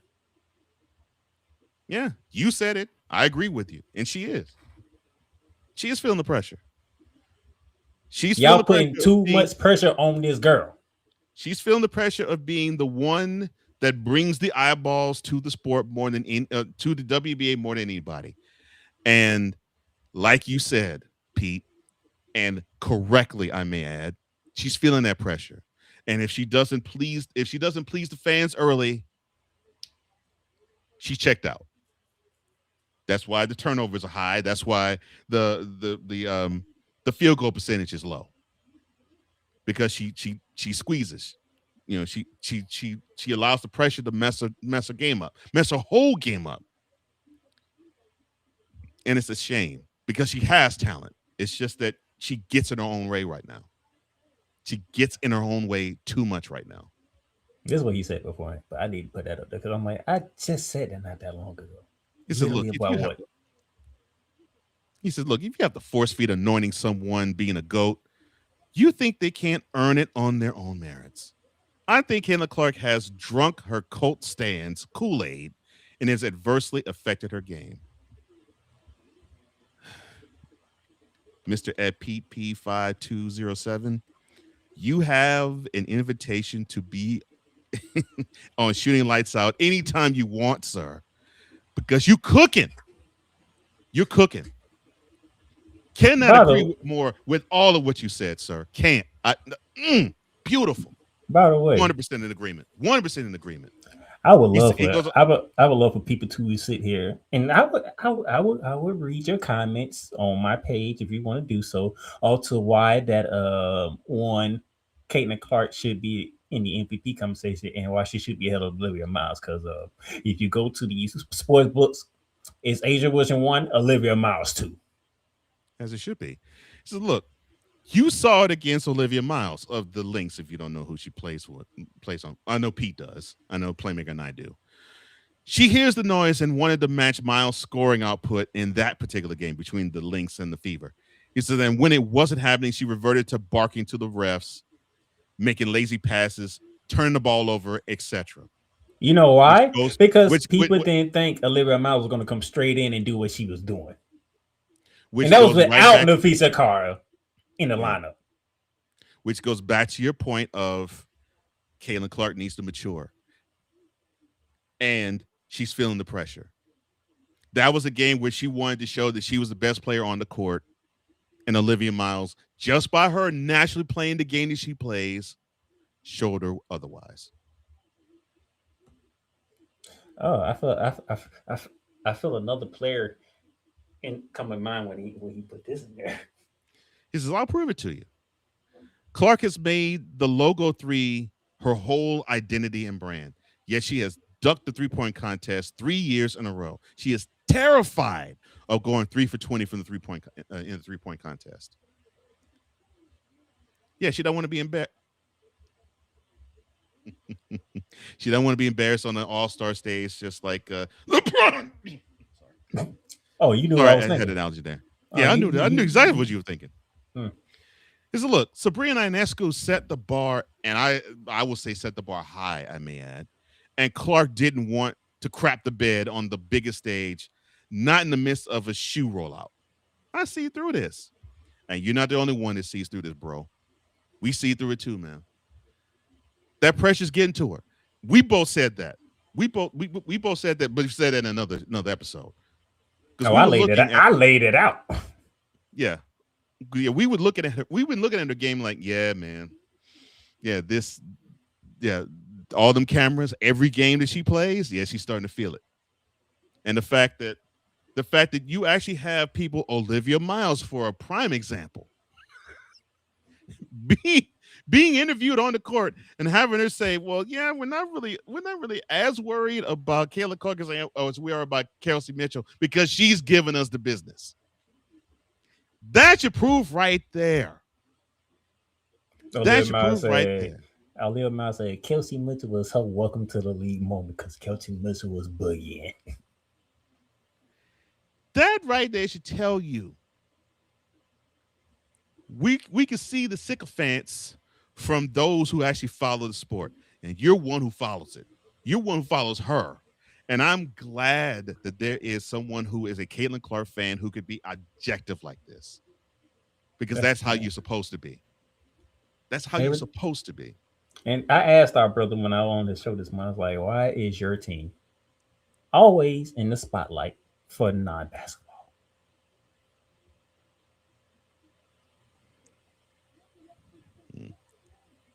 Indiana is the hub of all this drama in the WNBA. Unfortunately.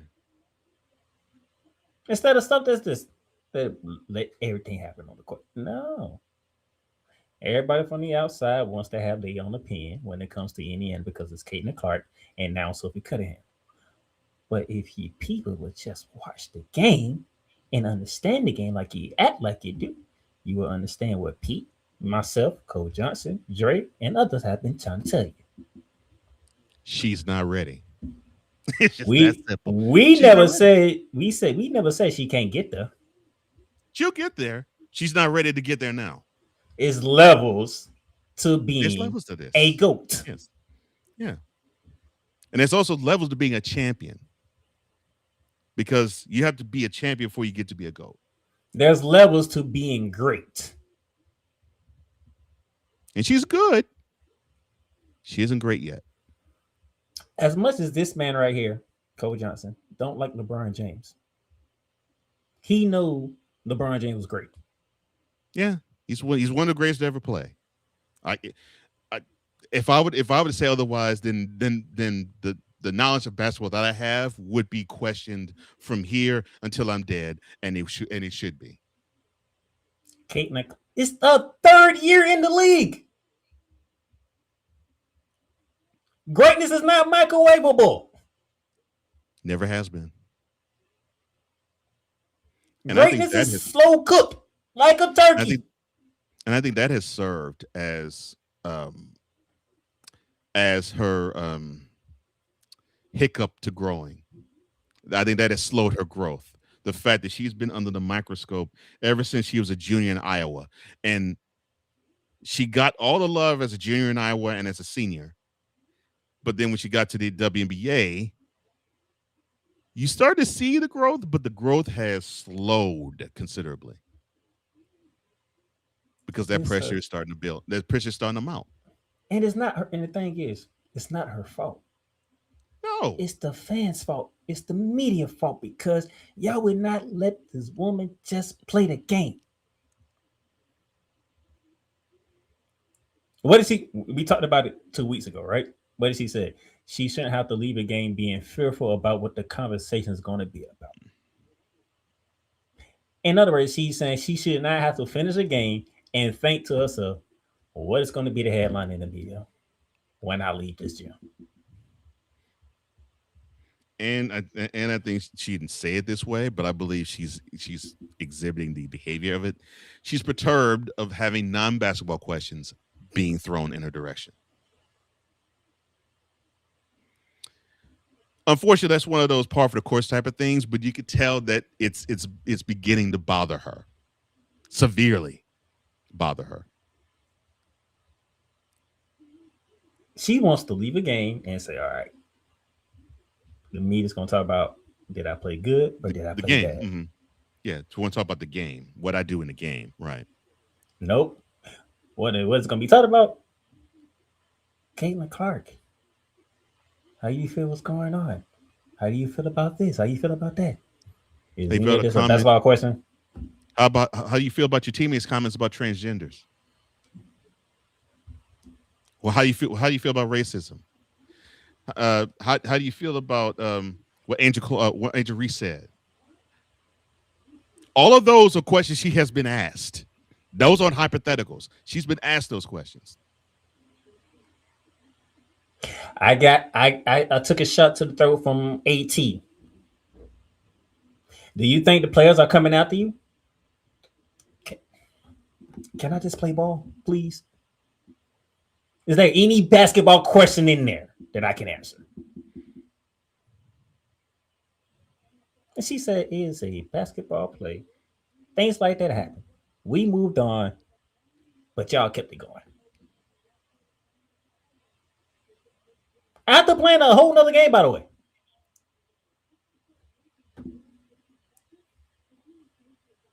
And Cathy Carr, she's the type of person that she doesn't want.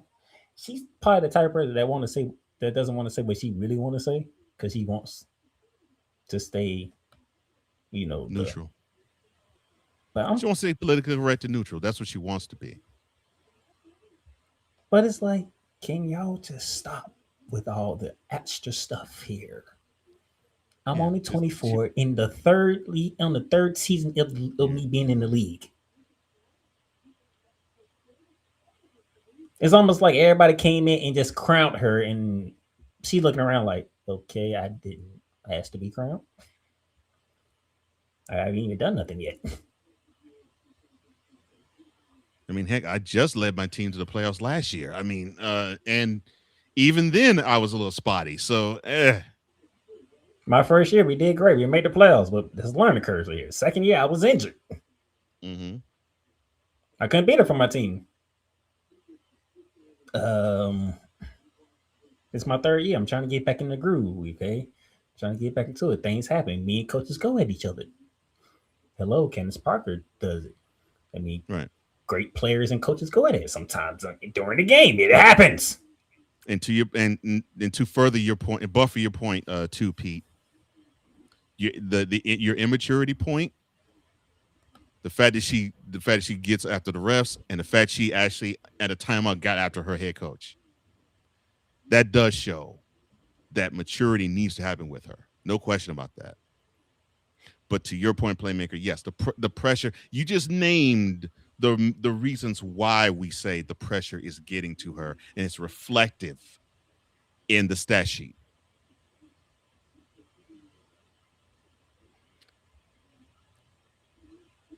All of what you just said is why the world is on Caitlin Clark's shoulders, and she's finding it massively difficult to maneuver because she's feeling that weight.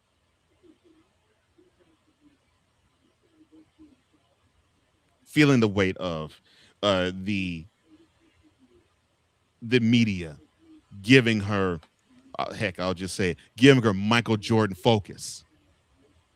Because she has the big time deal, she has the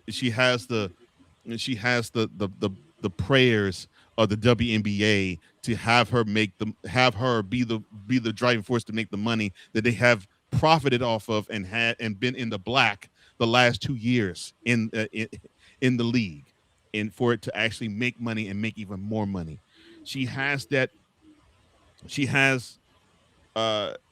now is the one player that the media wants to turn to whenever there's anything controversial that doesn't have anything to do with basketball, and turn to him and ask, well, what do you think about the Iran war? What do you think about the conservative and liberal thing? And questions like that has nothing to do with basketball. She's feeling that now. And it is up to her to channel all of that and say, I'm focused on making my game better. I'm focused on making the Fever better. I'm focused on being the best point guard for the Indiana Fever that I can be, so I can actually bring this team to a championship because of my stellar play on the field, on the court, and not destroy it and disrupt it because of what's going on between my ears.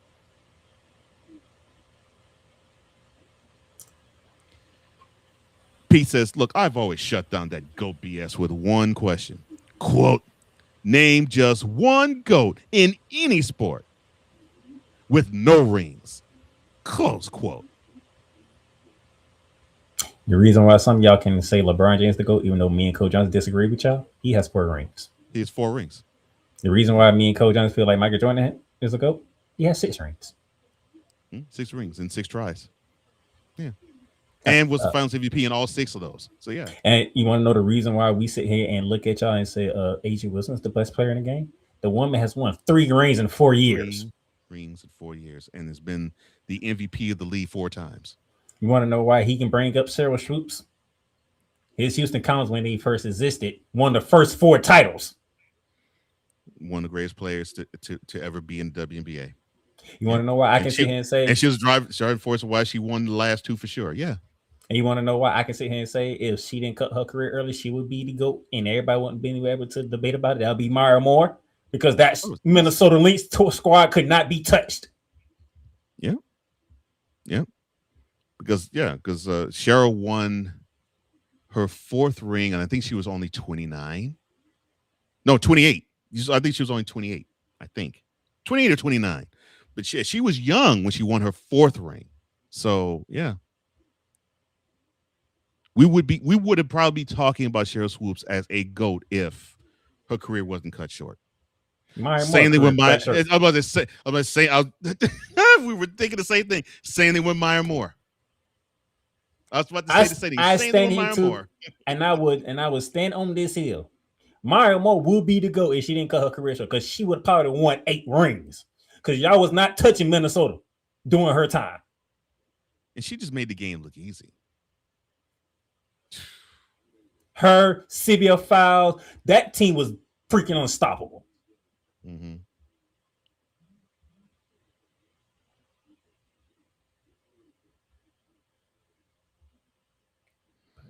Y'all cannot make Caitlin Clark the GOAT. Let the woman adjust to the game of professional basketball. For some reason, people can't do that. Just let the girl play. No, but it's things like what Boomer Esiason has to say. Well, you know, the refs they don't know how to call and officiate the games. She's getting brutalized so much, she might as well just pack up and go to Europe. Boy, that's across the board. And then when you bring up overseas, she gonna get brutalized first over there. It's very physical international. The game is more physical in Europe than it is here. I'm gonna say what's up to Victor. I saw your comments earlier. Victor V-Lock83, or as he is known on the Snowman in the Morning Show as he is the ebbing man of the show, Vicola. He says, you're right. However, a lot of people have tried to prop up Yo King before he won a ring. Well, to your point, and to produce a counterpoint too, Playmaker was not, well, he was a pup in certain spots and he was not alive in other spots. People were doing similar things. People were doing similar things with Michael Jordan.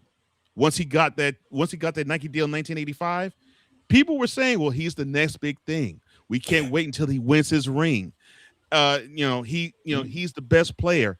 And the fun thing about that is, mm-hmm. Who's the one player who has never, and I mean never, a word about the GOAT conversation? It would actually be Michael Jordan. But starting in 1985, people were actually anointing him the king of the league and the king of basketball. And he was promoted everywhere on TV. Everywhere. Greatest pitch man of all time in terms of the NBA, actually in terms of sports to me, is Michael Jordan. And we saw him everywhere. But for 6 years, he didn't produce a ring. And it got to the point where, he would score 35 points a game in a career, in a season. He came close to having a triple-double the next season. Heck, he won an MVP, but didn't come close to sniffing a conference final, let alone a championship. And people were saying, this is the next guy. This is the heir apparent. But right. It's like what Playmaker said. Jordan didn't say it, but that was the expectation. But I mean, truth be told, that's how great the Celtics were, the great the Lakers were. Definitely Magic Johnson, Larry Bird, and then after them, that was how great the bad boy Pistons were, because they usurped both of them teams to be the ultimate mountain that Michael Jordan had to climb. But that's enough for Caitlin Clark for right now, because we still got some other stuff to get into. One of which She decided to freaking open her mouth for once. That would be Cathy Engelbert.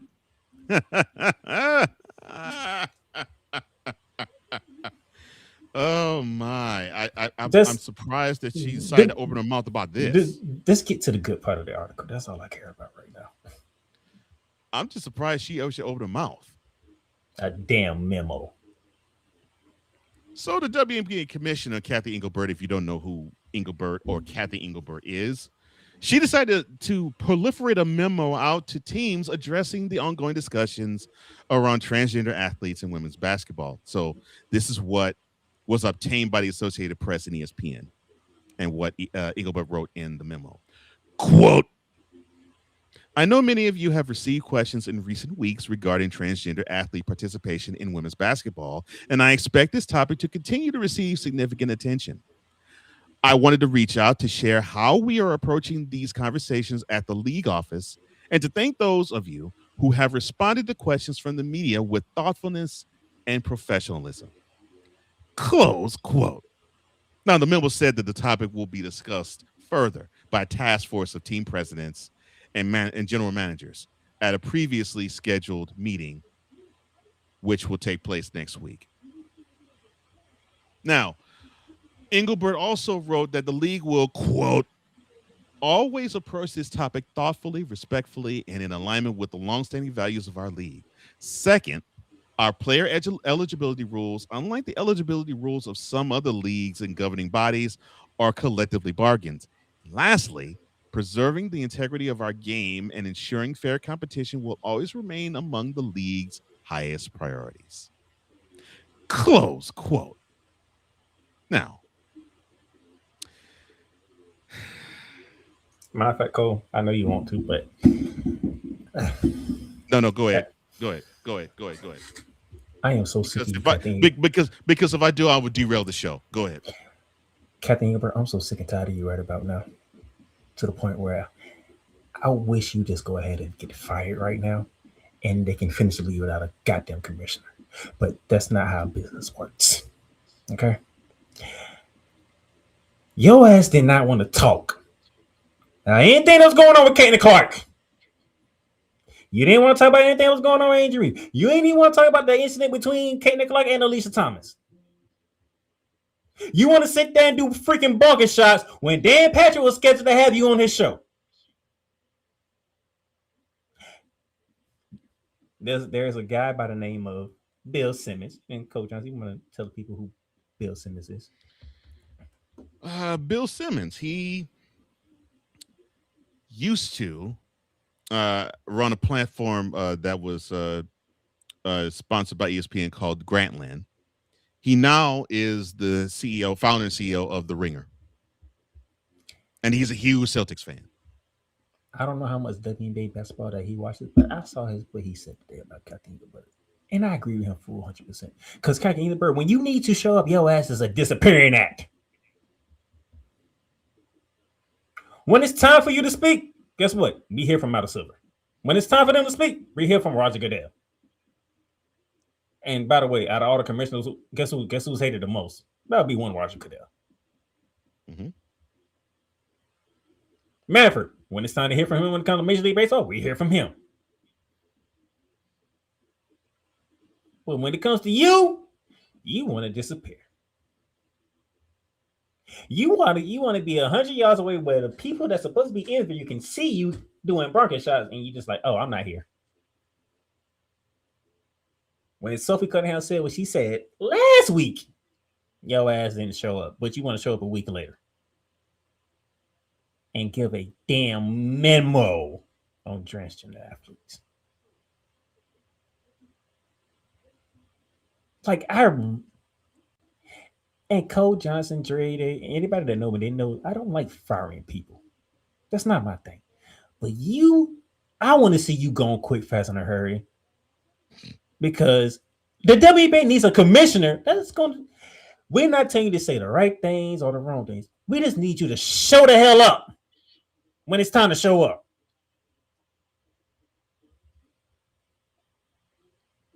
And guess what? I have a feeling you don't give a damn about the league. Ding!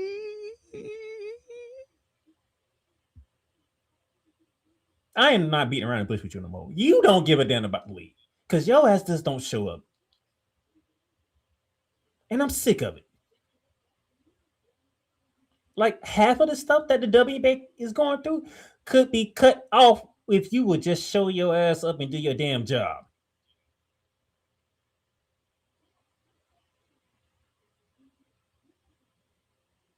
The fact that, and here's what gets me the most. A player that's going to the Hall of Fame by the name Elena Deladon sat there and told reporters she has not heard from Cathy Engelbert when she retired.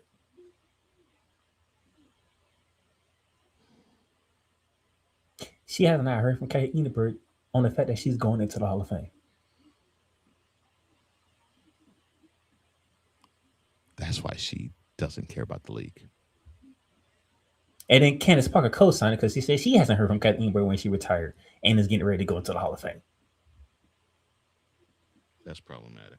And guess what? That is a white player in Ella Deladon, and that's a black player in Candace Parker.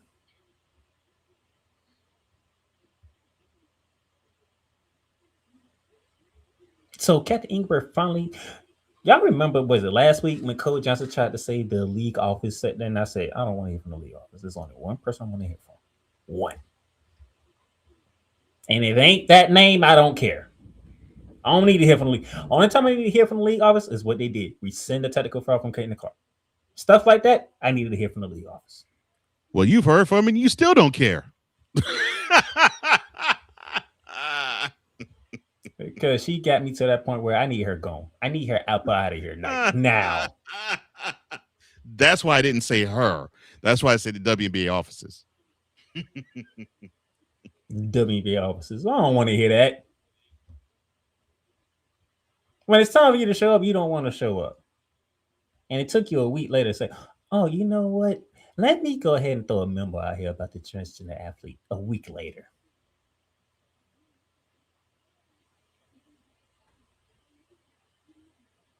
I can't stand you, Cathy Engelbert. You was absolutely terrible for the league. Despite everything that's going on with the league, racism or prejudice or lesbian versus straight or Caitlin Clark being tortured and tormented, whatever the case may be, you are the commissioner of the league and you ain't doing nothing that you're supposed to be doing.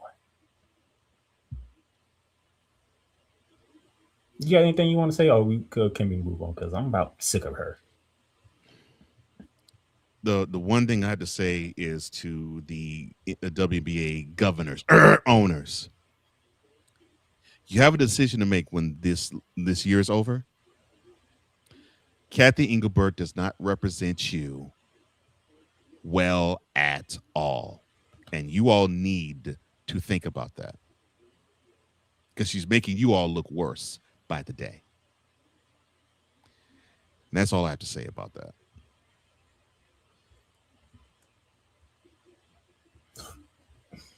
Now, to something that when Playmaker and I talked yesterday, it gutted him when we saw this in real time.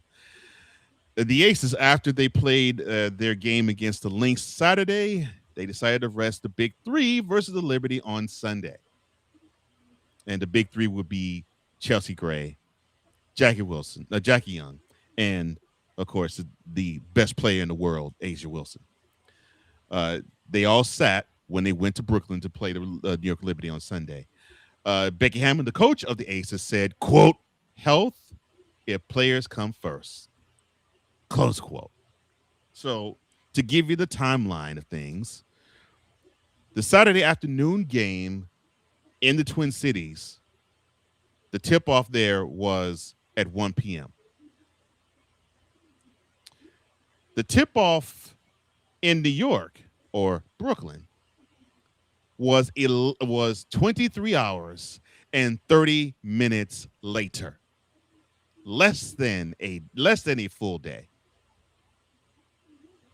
23 hours and 30 minutes after the tip-off in Minneapolis was the tip-off in Brooklyn.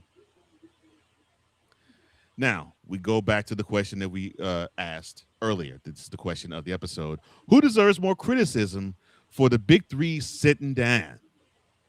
Is the Aces' fault? Or is it the WNBA's fault? Well, I know this. You're not going to hear anything from Cathy Engelbert anytime soon.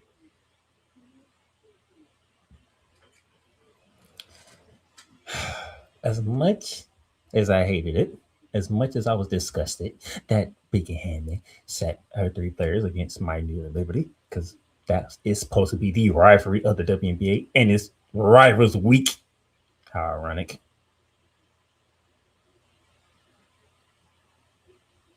I cannot disagree with Becky Hammond.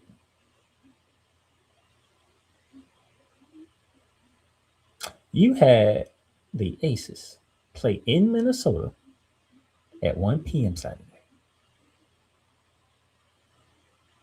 1 p.m. Saturday.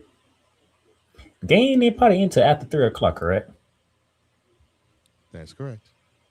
Then they have to get on the plane immediately to fly to New York. 2 different time zones, by the way. Matter of fact, where's Drake comment? Because Yes. where's Drake He's comment? correct. Where you at? That's correct. Because the Lynx, they're in the Central Time Zone. The Liberty, they play in the Eastern Time Zone. That is correct.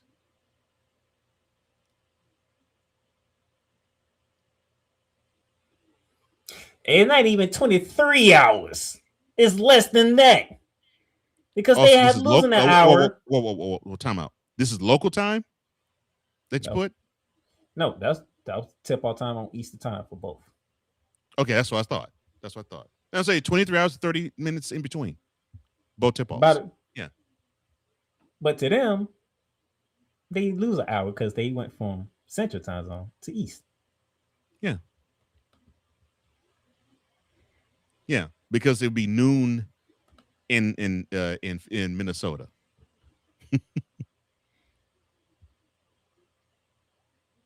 What the hell was y'all thinking? And making that happen. I was like, well, damn. That is messed up. Why would you do that?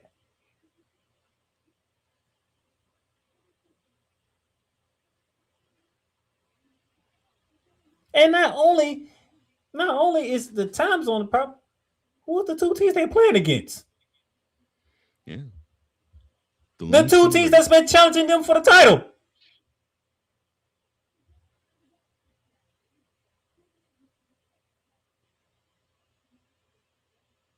Now, those of you who don't understand, yes, Golden State's up there. Dallas is making come up, Washington off.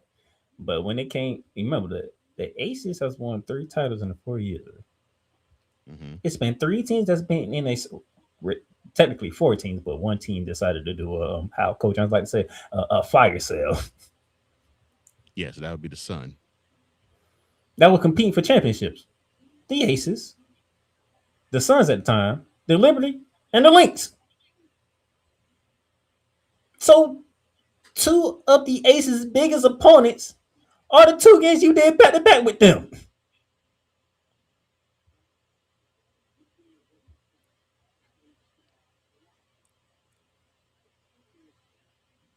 I could sit here and say that Becky Hammond probably opened Pandora's box and introduced load management into the WNBA.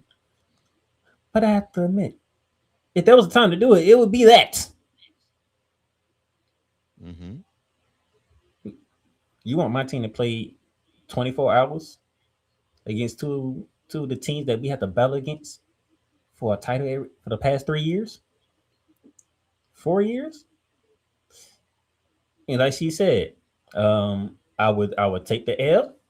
I would take whatever happens right now to know that we'll get the dividend on the back end. Go ahead. Well, yeah, Becky is. I think she's in the right in terms of I got to protect my players. I agree there. So I don't really fault. In this instance, I don't really fault the Aces. I faulted the WNBA because you scheduled this. You're not supposed to put any team, whether it's the defending champions, which that's what the Aces are, or the Wings, who was the worst team last year, into any disadvantage like this in the upcoming year when you set the schedule. Now, I get back-to-backs are a thing. I understand that. I've watched basketball ever since I was 7. So, yes, I know. I mean, you're talking to a man who has seen many a team go on 4 days and 5 nights road trips.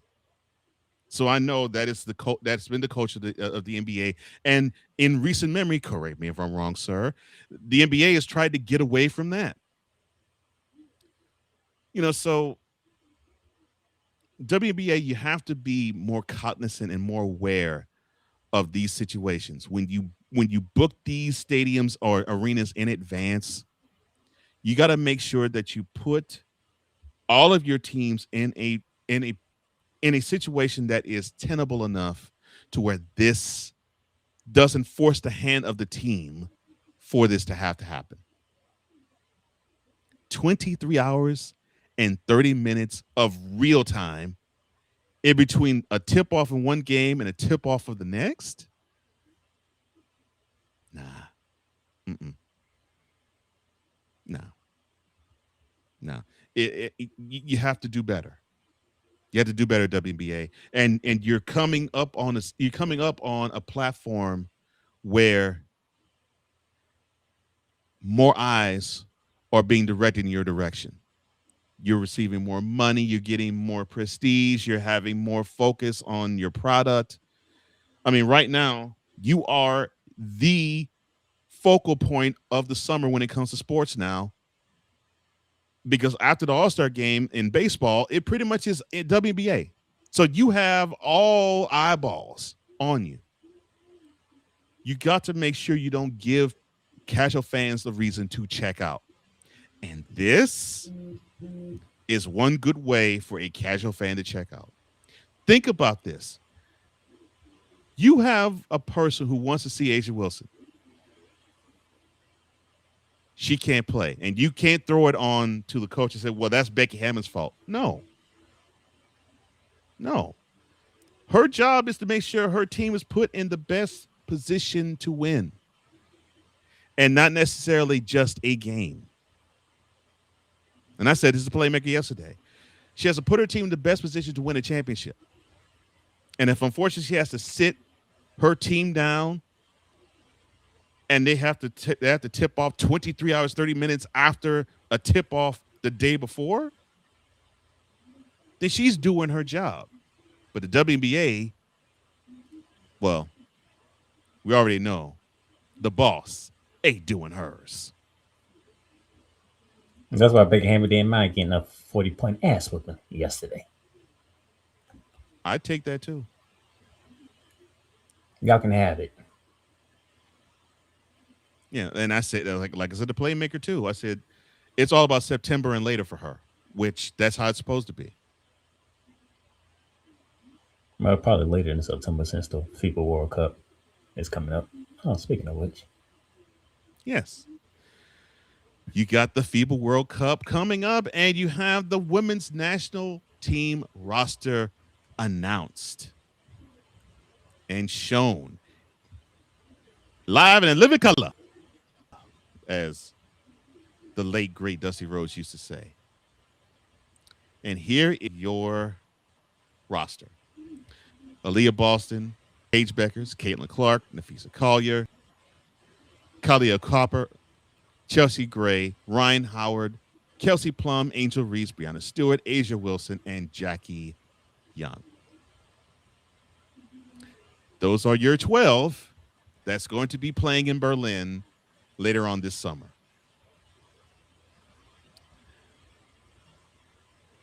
And now, I know there was some people that was upset because there was a name on there that usually is a part of this FIBA World Cup that's not on there.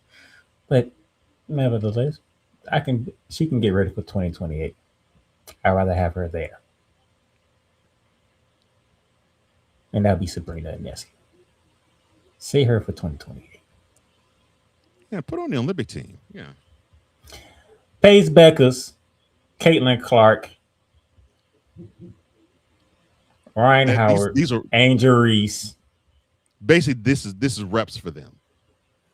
This is to get them their first taste of international play. Yeah, that's exactly what this is about. This is basically get their mouths watered and wet for understanding how international basketball rolls. Sue Bird, who is the president of the women's side of Team USA, I love the roster. Ladies, understand. I do too. And understand this, and maybe this can help Caitlin Clark too. The pressure still remains the same. I mean, they've won how many gold medals in a row in the Olympics? 8. Was it 8? 8. I mean, that right there is pressure. That's what I'm saying. The pressure remains the same. The roster might be different. The pressure remains the same. You come back from Berlin, Germany, mid-September with gold. You let the world know when y'all come to the United States in 2028, this is what is waiting for you.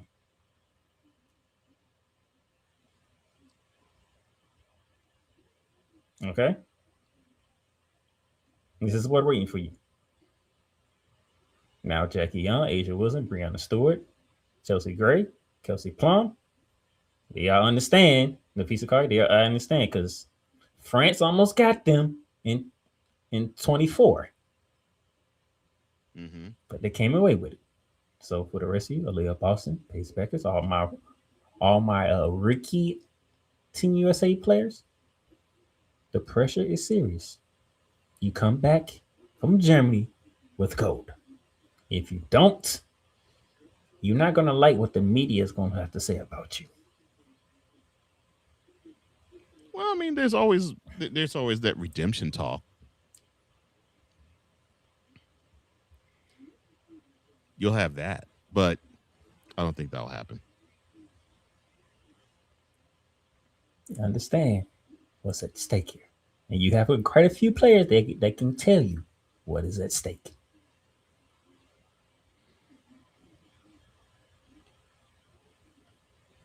That's the headlines from the WNBA. Mm-hmm. A very lengthy discussion that I didn't think we would have, but I don't mind it. Yeah, Pete, which I, again, can't disagree with what you're saying here at all. This crap comes from the owners, or they call themselves governors now. I'm like, they're owners. Cathy Engelbert is a puppet, just like Roger Goodell. The problem is the WNBA is systemic, and it goes right to the top.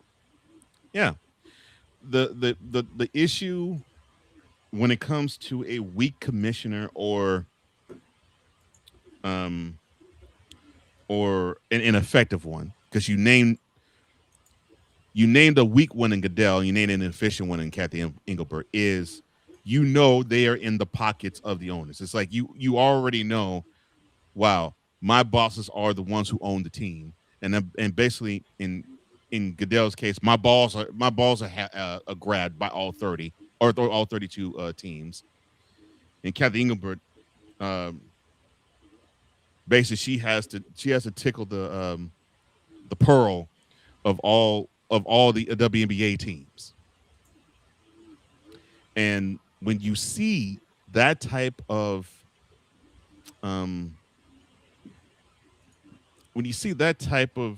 ineffectiveness come from that position, it just makes you bypass it. That's why Goodell, whenever you see him, is roundly booed by every fan base in the NFL. Because like, we know you're in the pocket of the owners. We really don't care what you have to say. However, to Playmaker's point, he is in a position where he has to speak. No matter what, he has to show his face out there and speaks, and he gets that part of the job right, no matter what we think about him.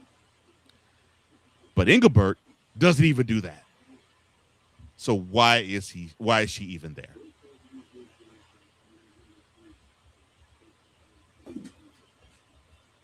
And instead of going to a commercial break, let's go ahead and get y'all out of here with the games to watch for the week. All right, let's start it up. For tonight, we have the Dream hosted the Tempo. 8 p.m. is the tip. All times that you see are posted are Eastern Daylight Time. The Tempo versus Dream, that's going to be on the Peacock and NBC Sports Network. And then at 10 p.m., 7 p.m. on Seattle's Storms Court, they host the Sky. Again, 10 p.m. Eastern, 7 p.m. in Seattle. USA Network will carry that particular game. No Sky chant. So the Tempo and Dream at 8, Sky and Storm at 10. What's that? No chance for the Sky. Like I said, the Storm, they're gonna be hosting the Sky. You didn't catch that though. No, I said there's no chant for the Sky. Oh Lord. Oh, I'm sorry. No, beat the Storm. No. Lay flat. You are concrete. Lay flat. Have the Storm steamroll over you. Tuesday, tomorrow night, we have the Fever. We mentioned this game a little earlier. They will host the Liberty. The Liberty will be coming into town. 7:30 p.m. tip-off. ESPN will carry that game as the Fever will be televised every single game they play. At 10 p.m. in Las Vegas, the Aces will be hosting the Mystics. The Young Hoes will be going to Vegas. And the Aces will treat them as if the Aces are pimps. 10 p.m. tip, 7 p.m. in Las Vegas. Young Hoes, do your job. And also at 10 p.m., the Sparks. In L.A., they host the Mercury. 10 p.m. Eastern, 10 p.m. local time in LA as well. That game will be carried on NBA TV.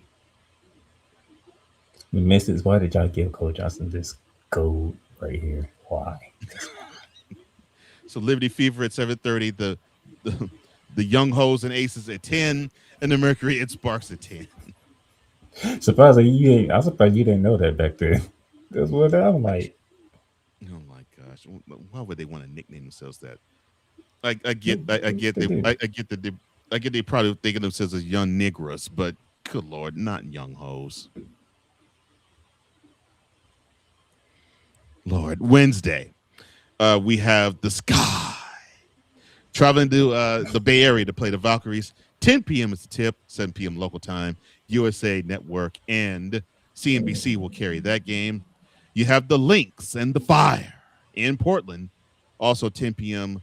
Eastern time, 7 p.m. local time in Portland and in the Bay Area for the tips in that game. And the Wings, they will be hosting the Tempo and probably will dictate to the Tempo to my chagrin. 8 p.m. tip-off Eastern time, 7 p.m. in the Dallas-Fort Worth area. The USA Network will be carrying that game. So there'll be Tempo and the Wings at 8. Sky, the Valkyries, and the Lynx versus the Fire. Both games tip off at 10 p.m. Let's go, Tempo! Yeah.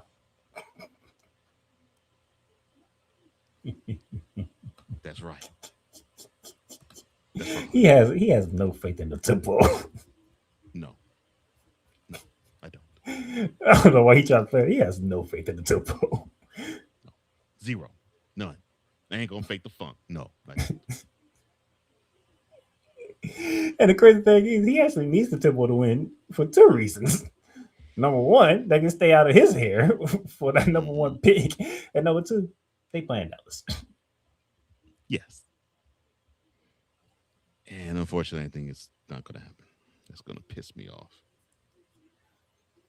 Oh, man. All right. But I still like Dallas. Wednesday, man. If y'all didn't catch Bear Down and Girl Down season premiere last week, previewing the ACC with our brother Cool McCain, go back and watch it, because what conference we're going to Wednesday, Mr. Johnson? The Big 12. We'll be previewing the Big 12 this coming Wednesday. Will Texas Tech do what they did last year and repeat as the Big 12 champs. Will BYU actually avenge all of the losses they had to Texas Tech last year? And will Colorado actually have some sort of foothold in the standings, or will this be Deion Sanders' swan song season? All of that and more on Bearing Down the Gridiron this coming Wednesday on the Playmakers Network YouTube channel. Shout out to Victor, Dre, Pete, Dustin. Thank you y'all all. Thank you all. Thank you for putting y'all thoughts in the chat. We didn't get to all of them, but man, it was a very good discussion that we had. Yeah, and the reason why we appreciate.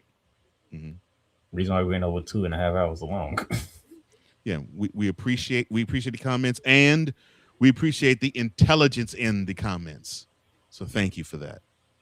So this has been another episode of Shooting the Lights Out, your weekly deep shot into hoops culture. Cole Johnson, down there Playmaker Silence. We will see y'all Wednesday. You've done good. You've done great. But you can't stop here. You can't stop now. You gotta keep going. Through all your trials and your tribulations, you gotta keep pushing. Now, finish your canvas. Yeah, gotta get it out the mud, that's the only way to win. Who am I to point the finger like I never